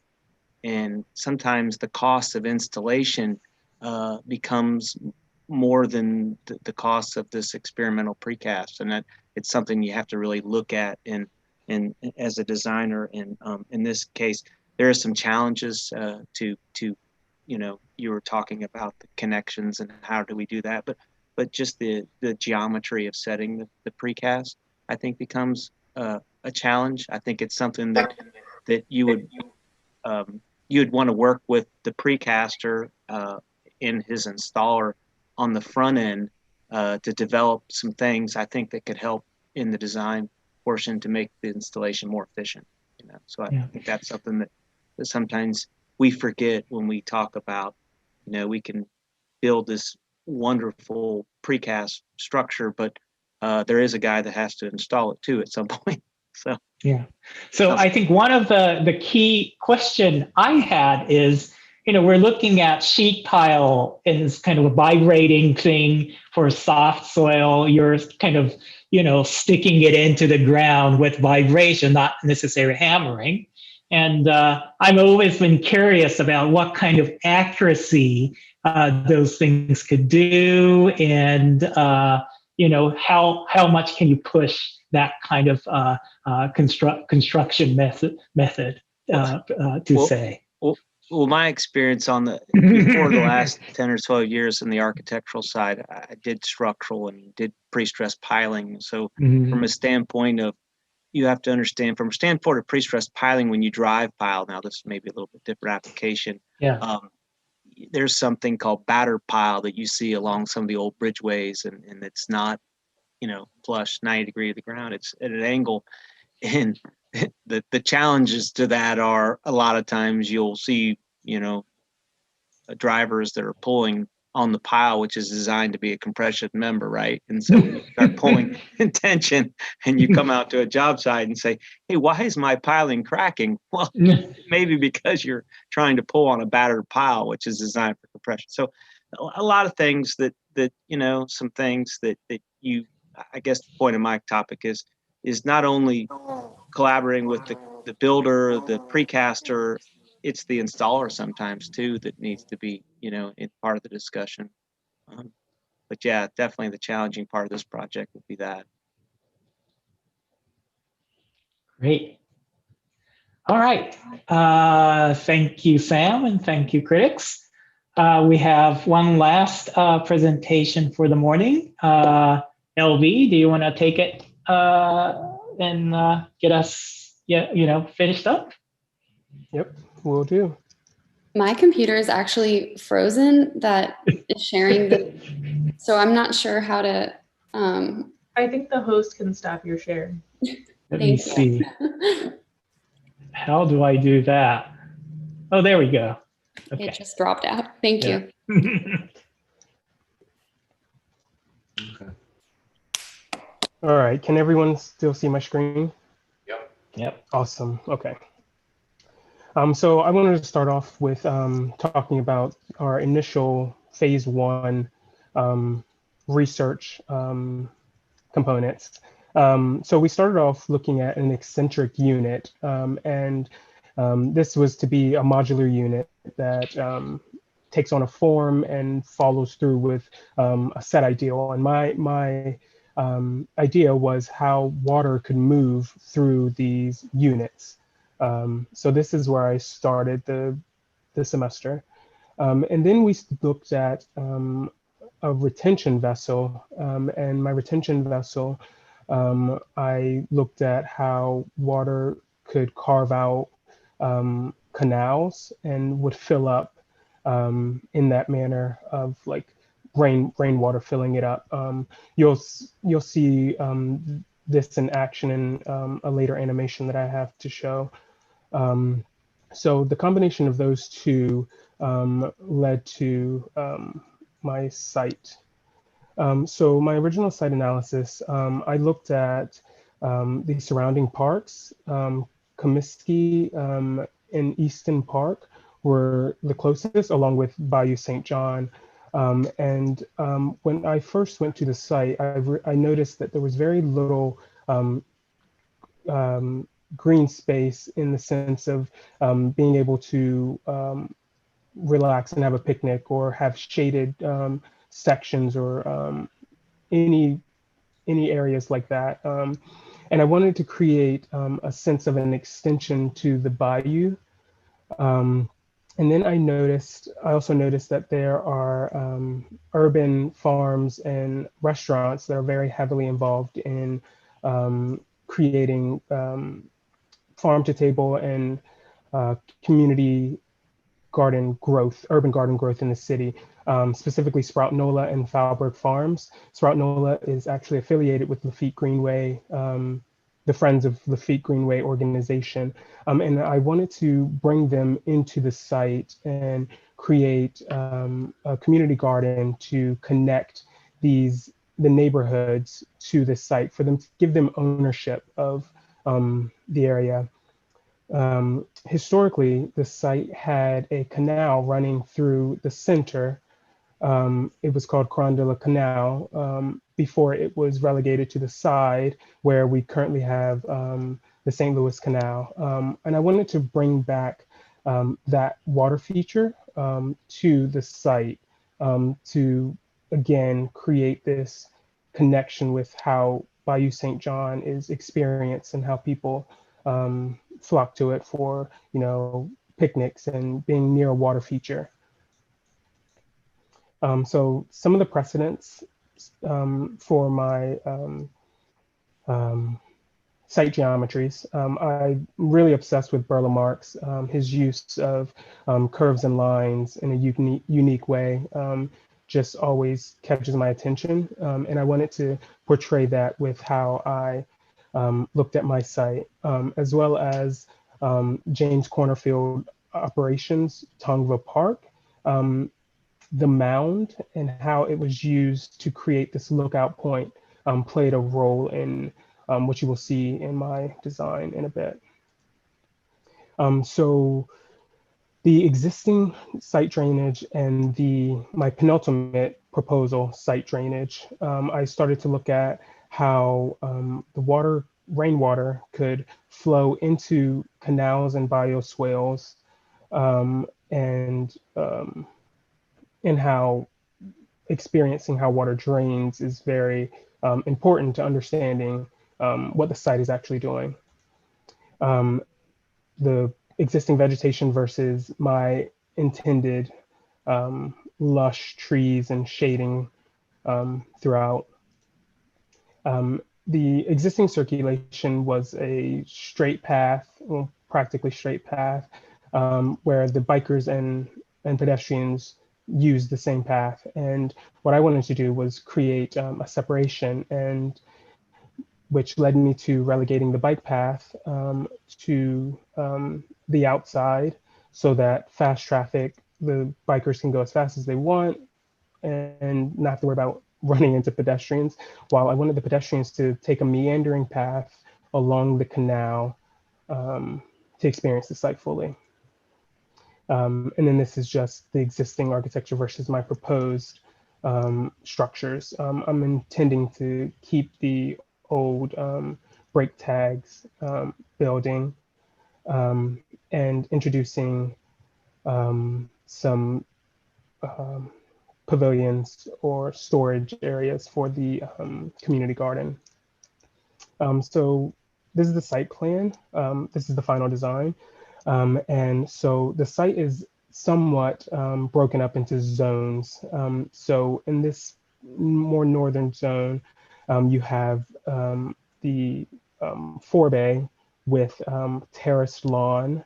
And I'm envisioning this area being, where most people would enter into the site.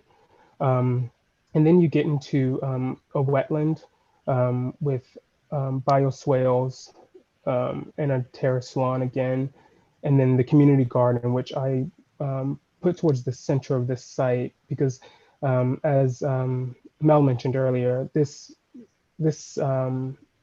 site, this Lafitte Greenway, was understood to have separated neighborhoods, creating a chasm, and I wanted to give them a reason, or not a reason, but a way to come together and be able to talk to one another and sort of a watering hole. And then lastly, another forebay with terrace lawn. So some of the sections. So one of the things that I wanted to emphasize on my site was having the waterway canal that I introduced, which will be supplied by either a large underground cistern or well water, and have that emphasize a dissection between hardscape and softscape. The hardscape is where the pedestrian path and the majority of the retaining walls and the secondary and tertiary canals will live, while the softscape is where the forebays and the lawns and more lush trees would exist. Yes, so this is a section through the canal and wetland area. So the idea is to have the main waterway canal cutting through the site, and then secondary and tertiary canals to capture excess water that lands onto the site and draining into these canals to help with what the bioswales can't handle. And yes, so this is a section through the community garden and showing the tertiary canals again. So my component is a paver assembly. So it's a 10-foot paver assembly. Each paver would be 2 feet by 5 feet. And they come together to create this assembly that captures rainwater, and there's a sense of a canal in the paver where the water would come in and then it would flow along to this point, the spout, which is a part of the paver, and then exits into the main canal. And then the other system that goes along with that is the canal's retaining wall, which, as you can see, would have a high point and a low point, at which point the water would exit. And these are some 3D models of the earlier version without the spout. And this is just a closer look at the site plan. I intend to have wetland grasses going through the main waterway to clean the water as it moves north. And when it gets to so throughout here, you have wetland grasses in the canal. And then here, this is one of the canal pools that wouldn't have any wetland grasses to be used for irrigation for the community garden, along with the secondary canal and tertiary canals that are looping in and out. The secondary canals, I forgot to mention, would be at the same elevation as the main canal. So the water would be constantly pumping through the main canal and the secondary canal. And when heavy rainflow and flooding, the secondary canals would then start to use the tertiary canals that connect. Sorry about that. And then this is just a render showing the retaining wall at the canal and the pavers spouts that would push the water through.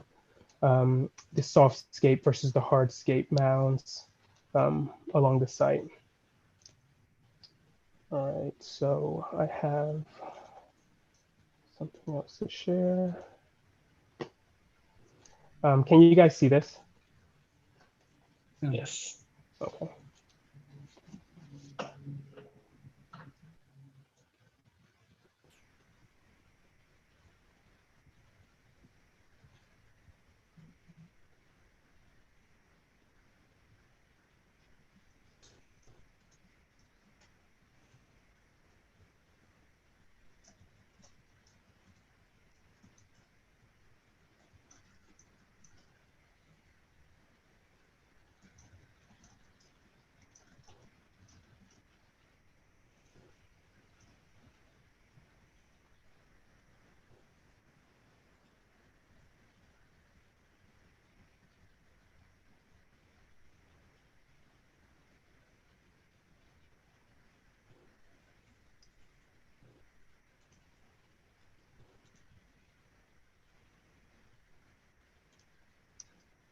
Okay, that's it.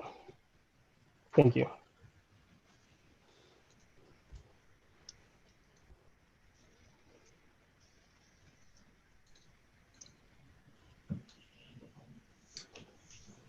Well, I'm going to start. I think my first impression of your project, Bell, is impressive. I think it's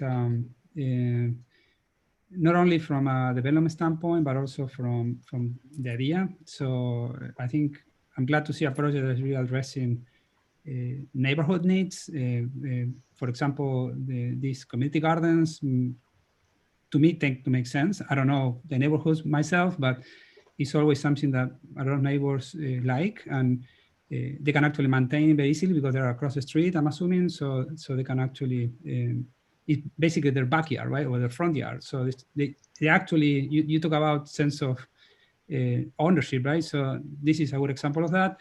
So you just across the street, you have your own little pod there. You can do your own garden and share with your neighbors and interact. For me, that's a very good idea. And I think, and it seems to work. Again, we don't know until you do it, but it seems to a very believable and interesting proposal. I also want to commend you for your project in general. I think it's a beautifully kind of developing plan. In section as well too. I mean, you have a lot of information.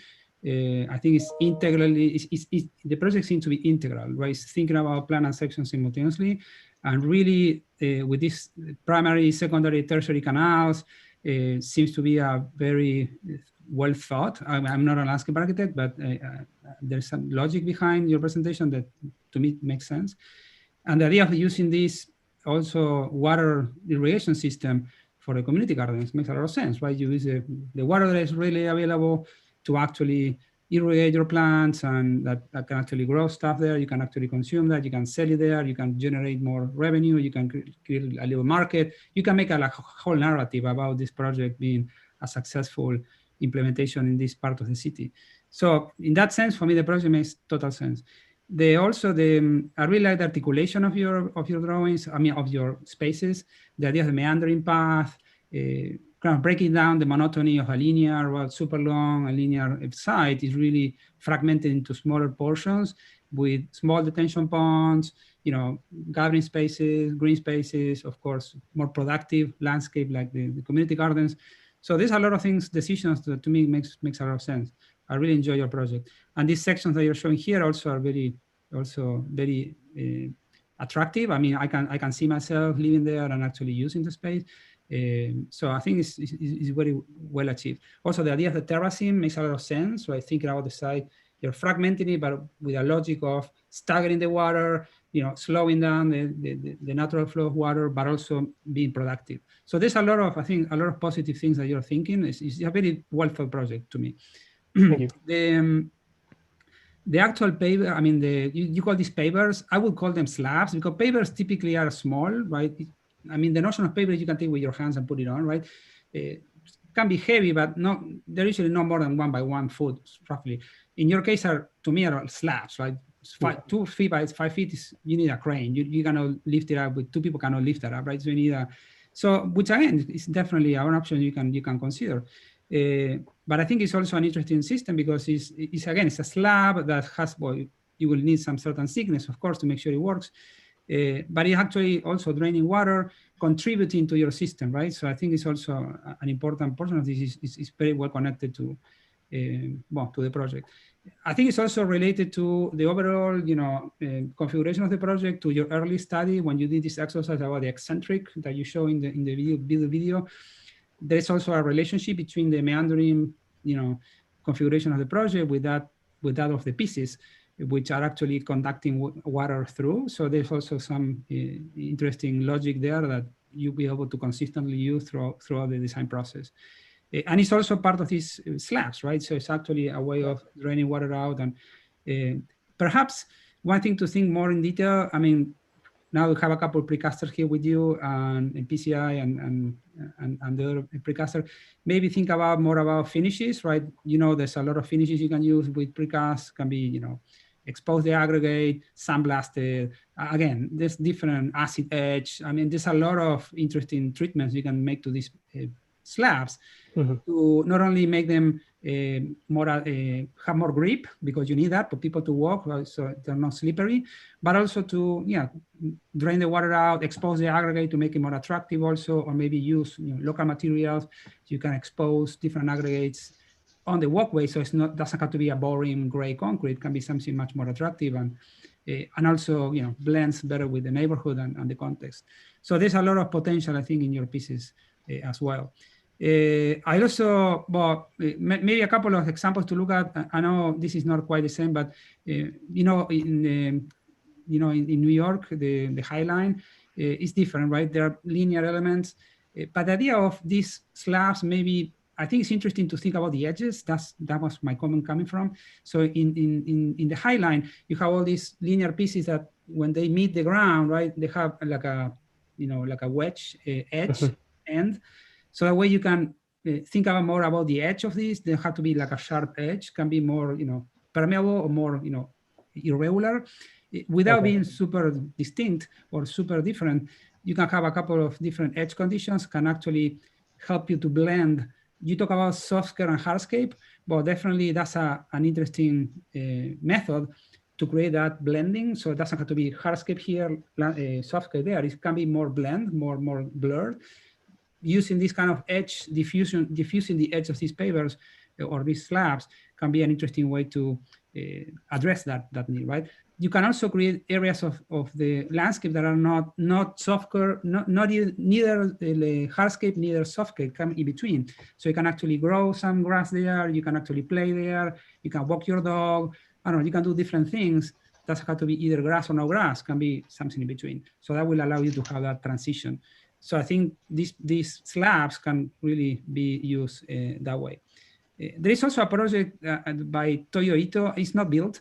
I think it's in Spain. I wanted to look it up, but I couldn't find it. But just again, I will try. I think it's the one I found is Gavia Park in Madrid. I think that might be the one. It's also about all draining. It's about creating this kind of. It look like a neuron, right? Like a more like a fractal idea. Okay. But the idea of a branching out and really capturing water from far away and then gradually becoming wider and wider and wider and collect the water in one point, I think it's related to your project somehow in a different configuration. But it may be worth looking at that project because it's also addressed that idea of water capturing and water filtration. So no, I think it's a well achieved project. I really enjoy your sensitivity. And I think you came far along, right? So I think it's in a very good stage. Congratulations. Thank you. Appreciate it. I really agree with Pablo's comments. And I think the project is the strongest in the specificities of the site planning and the specificities of the sections. They're both have a multiplicity of places that you really feel you can occupy and you want to occupy. I think the community garden is a particularly good one. I think putting it in the middle of the site where it's less kind of subject to the city view, like at the broad end and the Jeff Davis or Bayou St. John end. So I think that's also a really good move. To me, the project integration didn't quite come to the degree that I think it has the promise to it. When you showed your video of the element and the thing I'll kind of call the bathtub, I mean, and the way that water interacted with those, I thought they were both really kind of magical. And I almost think that those two things could have literally found their way into your project, because the weakest part of the project is your perspective that shows the little retaining wall things and the slab thing. And frankly, it's fine, but it doesn't have the kind of specific and kind of magical qualities that the planning does or that your two elements do. I think you could have taken those elements, the block element first, and made those little retaining walls out of it. And I think you could have taken the bathtub and get the precast guys to make like 200 of those bathtubs and populate them around the site. So I think you have something that's really kind of amazing, but I kind of think saying that those were sort of a separate exercise and they sort of fell away when you got into the project, I think you kind of lost an opportunity there because those things are great. Yeah, I understand that. I definitely, I had a thought of including the eccentric unit as a buildup of modular pieces for the forebay, but it just, it never really happened. Put your perspective up, the one that shows the retaining wall and the, see those little, yeah, those little retaining walls on the right, those could be that element. Those could Yeah. that'd be fabulous, you know, it'd be really, really great. And then the slab thing, then I think the bathtub things could just be sort of found objects, or you could make them at different scales. But I mean, it's wonderful the way that they register the amount of water in such a clear and interesting way. So for any rainstorm, you could just look at that little bathtub and see how much it rained. Yeah. Yeah, it'd be really great. I take responsibility for that. You know, we had to do time limitation, and I deliberately, you know, got him to work on the paving system because that's what he had a little bit more advanced. But you know, we talk about this. I also, like Pablo, I want to mention a couple of precast projects that are my favorites. And one of them, of course, is the Olympic Sculpture Park in Seattle, which with these fabulous precast slabs. And the second one is this wonderful Lake Flato project, the Confluence in San Antonio, which uses precast. And in terms of the surface, it's interesting because they felt like they had to waterproof the surface. It's like petals of a flower. And they felt like they had to waterproof the upper parts of it. So they waterproofed part of it, but not all of it. It's Andrew Cudless, and who's one of our graduates, and Lake Flato, actually working with one of our graduates on the project. And it's real. I don't know if you guys saw it. I've looked it up, but it's really good. It's called the Confluence. I have to look it up. Yep. Okay. I actually struggled a bit more with this project. So I think, like, I can tell you spent a lot of time focusing on creating a lot of different spaces, which I appreciate. But I feel like there's a couple different design languages going on. And to me, it kind of feels like you put everything you love into this project and didn't make decisions on which elements maybe work together. So for example, the pavers or the slabs of pavers geometry seems very rectilinear, whereas the Burley Marks has this different language of like having a straight line and then a curve. And then the retaining wall kind of looks like it looks like triangles to me, which I don't see the triangles happening in another place. So it's meant to be smoother than a triangle. At the top, it's to curve a little bit and to create a sort of straight line meeting a curve at the top to try and stick with the language of the plan. But I can see where it looks like a triangle. I also am a little concerned about, like, your sense of scale for the human dynamic is excellent. Props to you on that, of really creating small, intimate spaces that fit well with the human. Water doesn't always act at the same scale as the human scale. So this might have just, like, one comment you made was that you had wetland grasses in the canals. I think that's great for a water quality standpoint. However, I think from a I think it's going to look like a clogged ditch. I'm afraid that it might look like that because when you have a smaller and like, I'm not sure how much the water is going to flow through. Well, I think you'll get decent water flow, but I'm not sure it's going to look as clean and refined as you're hoping for if you're planting with wetland plants. And I think some of your shapes might get lost with Okay. the wetland planting. Also, I noticed when you did the orientation of your site, you put the bike path along the residential side. I guess both sides are residential, but the St. Louis Canal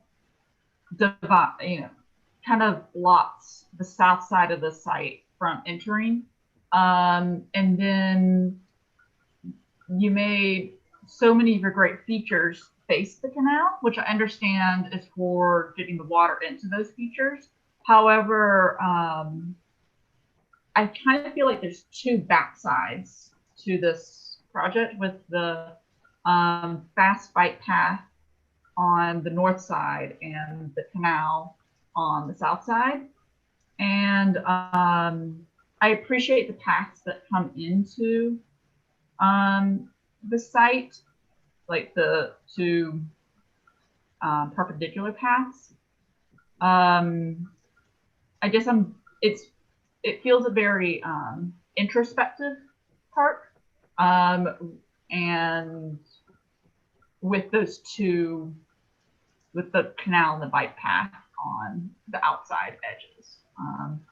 And something that I frequently, when I'm designing parks, especially in New Orleans, I'm trying to have more communication with those edges so that it feels safe, and not like there's hidden activities happening in the center. Okay, I understand that.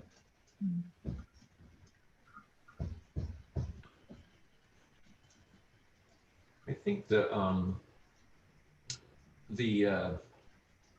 it's important to recognize this is a very, very narrow site. And so I think having these infrastructure pieces along the outside edges of the site really allows this, almost the complete width of the site to be both programmed and designed for pedestrian activity and for people just being there, whether they're gardening or just reading a book under a tree. And I think that's really important, because it's always surprising when I go out there how it's only what, 150, is it 150 feet wide? I mean, it's really narrow. So I think taking advantage of the width of the site without having to put the infrastructure within that, I think makes sense. A number of people have put a walkway on top of the drainage canal, which of course combines both of those linear elements together. And I think that's another viable solution, but I think this one works also. And when you put the walkway on top of the drainage canal, you sort of lose one of the existing infrastructure visible constructs of the city, and you make that kind of disappear. And so I sort of like this because it sort of leaves that alone and lets it be visible as part of the park. And then at the same time, it makes this bike path on the other side.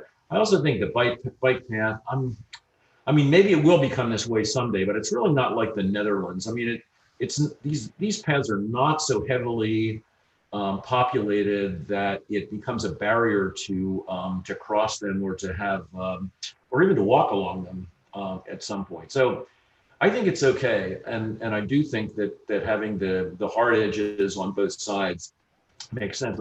I would have liked to see some projects that explored the transverse connections beyond the limits of the bounding streets to a greater extent, maybe with little swales or little street water elements that came out maybe to the next block, so that it sort of introduces the park into the neighborhood rather than having such a hard division. But that's a whole other approach and much more complicated. So I think within, sort of accepting the site boundary as it is, I think the project does a lot of really good things. Thank you.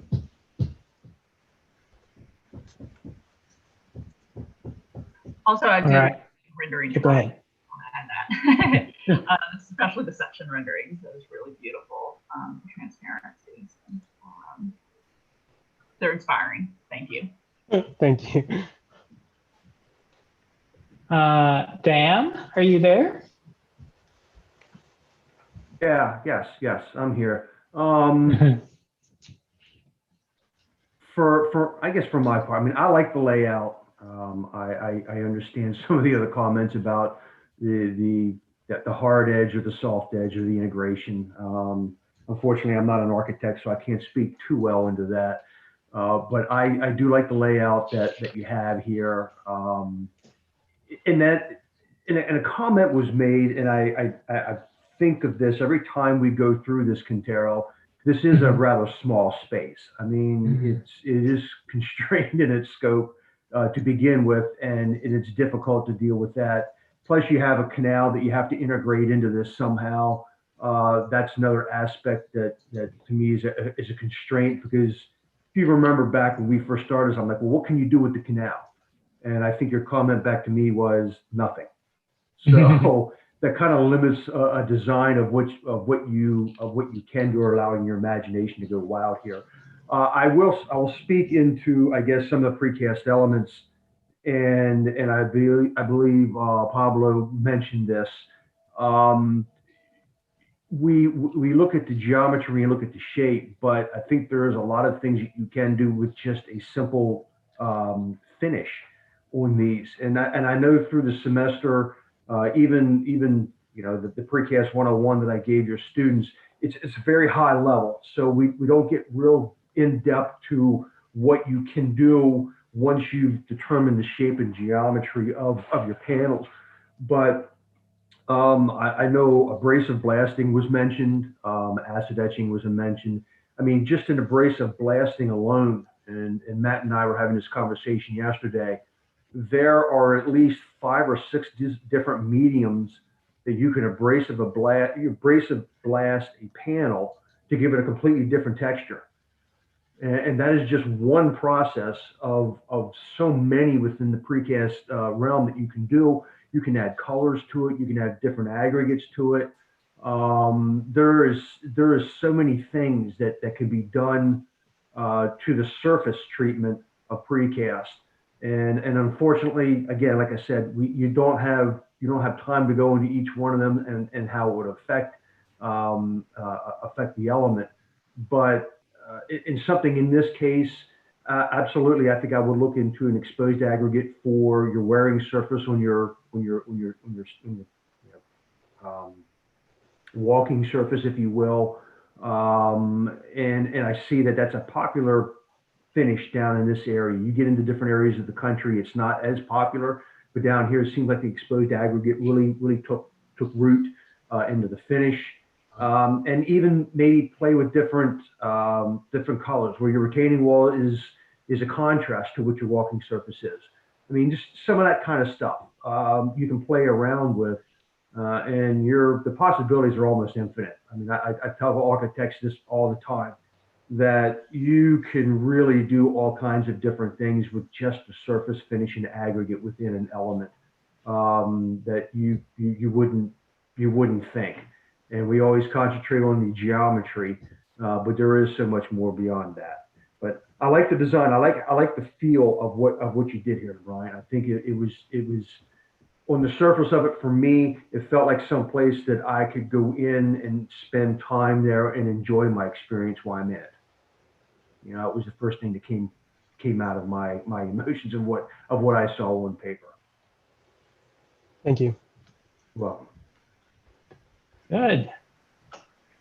Matt, do you have a kind of a last comments for Brian? LV? Yeah, so kind of did the same comments, I guess, that Dan made. I will say that I enjoyed the presentation, the layout. I clearly understand, the labeling. I guess that's not the precast side. That's just me going into a lot of these with architects over the years and designers. Really enjoyed that. I'll say, challenging a lot of different components and parts to this. So I don't know where, you know, I think if I was working with you on this project, I may try to, you know, tweak it a little bit so we can, you know, use some of the same molds a little bit more and things like that. I guess I focus a lot on these projects for cost because I step in, you know, for the last 15 years into architect's office every day and say, love it, would love to build it, love to get it in my plant. But the critical question is I got to get it to the plant somehow and someone's got to afford it. So I think that's where I tend to look at things and try to help. And I think that in your career, that's something that you have to really focus on when, you know, when you're with the owner or the client or whatever. And we try to challenge young minds in the precast to look at that all the time, you know, look at what you have, get with your precaster early, you know, work with folks like me, love to work with you and try to put forward, you know, something that we don't want to scale down the project, because clearly this is a really, you know, in a confined area. It's very impressive what you've come up with, and I can really appreciate how much time you've put into this. It really looks like you've spent a lot of time on it. And but yeah, that's a great presentation. Thanks. Thanks. Great. Thanks, everyone. Good. All right, so maybe we can pivot. We've already been sort of pivoting to the sort of a conclusion here. If critics could share just one last kind of an overall comment about the studio, and then we can wrap the morning sessions. Just quick question, Matt and Dan, are you guys available to be on the afternoon sessions as well, or? What time does the afternoon session starts from 2 to 2 o'clock? Same location, Zoom location. It probably would go a little bit past 5, but yeah.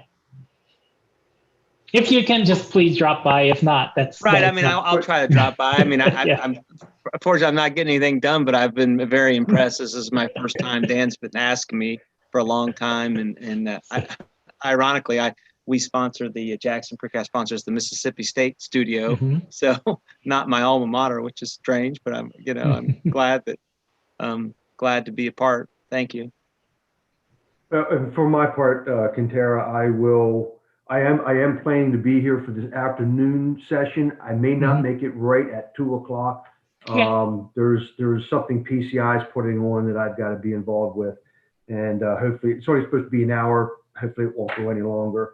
If that's the case, I will be on at 2 o'clock with y'all. Thank you. I just John. Oh, Brooke, please, kick us off. I'm sorry I won't be here for the afternoon session for a design charrette, but I'm really impressed with the quantity of work that y'all do for this studio. The fact that y'all take on site design, stormwater design, and this entire precast element really blows me away. And I hope that y'all appreciate how much y'all have learned and crammed into this semester. And I think y'all have really risen to the challenge of doing site analysis, site design, like in landscape architecture school, just the site part would have been our class. So the fact that y'all are also taking on all this materiality and these explorations of precast, I think this could be 2 studios in one. So I really want to congratulate y'all on taking on so much and doing, and like I'm blown away with how well y'all did with such a large quantity of work. And I'm really inspired. I liked your drawings. And thank you for having me. Thank you for helping us. We learned a lot from you with the landscape and the stormwater management. So instructors learning, so makes every, incremental improvements. So thank you. I just want to make a comment, just a close up. I think the studio is very interesting because it's mixing different disciplines, landscape architecture, obviously, but also hydrology, engineering, right? When we talk about precast, water movement, and architecture too, right? We're talking about spaces and how people interact in those spaces and use those spaces, and how this, even urban design, right? How this affects the city and the mutual influence between the intervention and the city context. So it's really touching on a lot of issues simultaneously, and culminating with a precast element that is more factual, is more, well, has to be doable, at least to a certain degree, but definitely has that practical application into precast concrete, which is definitely, well, I'm also very interested in that material. So I think I enjoy looking at all this, talking about all these different scales, right? Regional, city, more neighborhood scale, and even local site. It's interesting to look at all those issues simultaneously. And I know it's challenging for you guys. I mean, there's a lot of things, multiple scales, multiple factors, multiple problems that to resolve or conditions to consider. And that's the job of the designer, right? To really deal with all the things simultaneously. And sometimes we are successful, sometimes we are not, sometimes, but it's part of our job, right? To deal with, it's not just specifically a material or a specific thing, it's really all these things together. That what makes the profession very beautiful, but at the same time super challenging. And so I think I enjoy looking at this well, broad range of aspects to the project. So I think you guys did a very good job. I know PCI and precasters usually are involved in this process. I think that's usually, I went through a similar process when one of my courses, and I think it's definitely, you learn a lot. So you learn from a industry standpoint. It's always good to have more restrictions into the plate, because I think the ability of the designer is to take those restrictions and convert them into opportunities as opposed to problems, right? So that's, I mean, as designers, we deal with that all the time. And I think this is a good example of that. So good work. I enjoy the review. Thank you, Pablo. I'll be in touch to discuss the next year's endeavor. So Yeah, thanks. Yeah. Okay. John? Comments of my fellow reviewers. I also think it's great that people who are in the industry are part of the process of the studio, because there's so much you can learn from dealing with the specifics of design and fabrication with people who really understand that particular process and product. So I think that's really good. And I'll just echo the comments. I do want to stress though that I think that this is kind of the new world for architects and the new world for architecture. Stormwater management is so important, not only in New Orleans, not only in the US, but around the world. And no other discipline has really picked this up. And I think if you think about building design and site design and inhabitation and infrastructure all together, there's an enormous opportunity for design. It's not being funded so well right now, but I think it's going to be. And I think if we can develop expertise in these areas, it's really going to serve humanity well in an area that there's desperate, and I will say increasingly desperate needs. So I think studios like this are an extremely important aspect of any architect's education, and I'm glad you're pursuing this, Kentaro. Thank you. Dan? Will you give us another last words? A few more. Well, yeah, actually, I will tell you kind of my own experiences with, of course, I was dealing with structures. I was dealing with the vertical build, and one of the reasons of why I felt this was attractive to the foundation or to PCI was for the water management side of it, realizing how many people actually have to deal with water management in one form or another. We always think it's a coastal issue. And I can tell you, being from South Central Pennsylvania, it is absolutely not just a coastal issue dealing with water management. So that's what attracted me to this to begin with, was something that it was different. And I will tell my personal experience dealing with with designers, architects, even owners for 13 years as, as kind of the frontline salesperson for an engineer or for a precast company, estimator sales. I viewed my position more as an educator than anything else because it became very apparent very quickly that what we dealt with as a product was not very well understood. And I've been involved with construction since I was basically 16 years old, starting to build homes. And barring the 4 years I went to college, I've been in construction all my life. And I personally do feel that this is a material that is completely underutilized within the construction industry. We talk about things like modularity. We talk about things like accelerated construction, sustainability, durability, resiliency, all of those things. And this material incorporates all of those. Our struggle, if you will, within the industry is trying to convince designers, particularly architects, that this can also be, aesthetically pleasing, which is where we have struggled. And unfortunately, we as an industry are dominated by engineers. And as you guys know, engineers and architects talk completely two different languages. And so that was the idea of trying to get initially into the architectural community of trying to speak and communicate with that same language so that we can start utilizing this product. Because unfortunately, as you've seen this year, particularly with the hurricanes that you've seen aiming at the coast here, your task as a designer is going to be increasingly more difficult, I feel, more difficult as we go along, particularly on the resiliency side of it.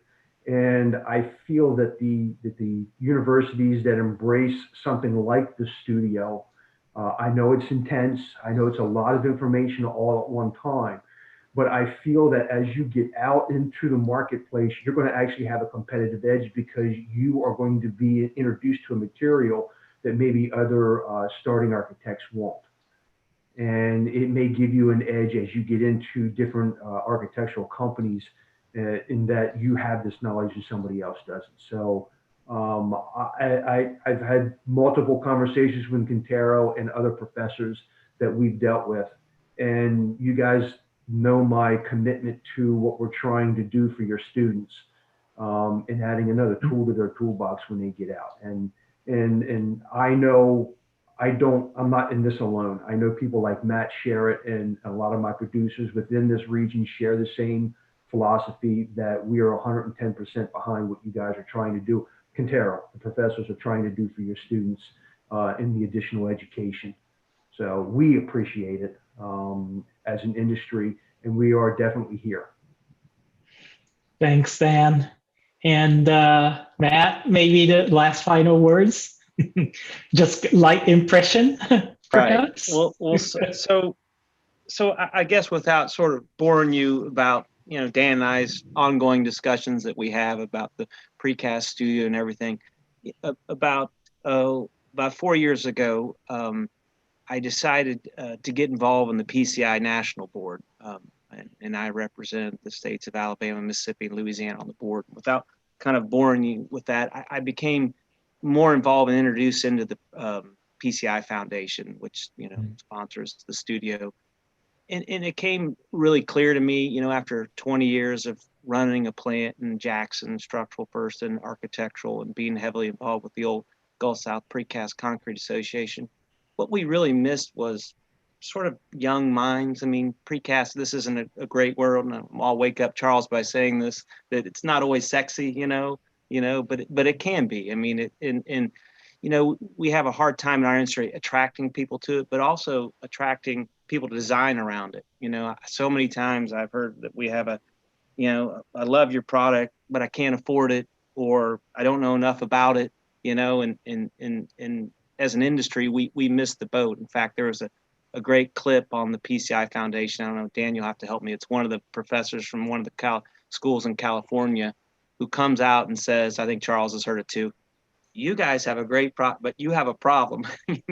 wake up, Houston, we have a problem, and it's nobody knows enough about our product. And I think that all of you on the screen today are doing yourself a wonderful thing, being involved in the studio, because when you get out into the design world, you're going to be so much further advanced in your peers. And because we have a problem in our industry, and it's not getting out the word. Everyone loves precast, but how do I design around it?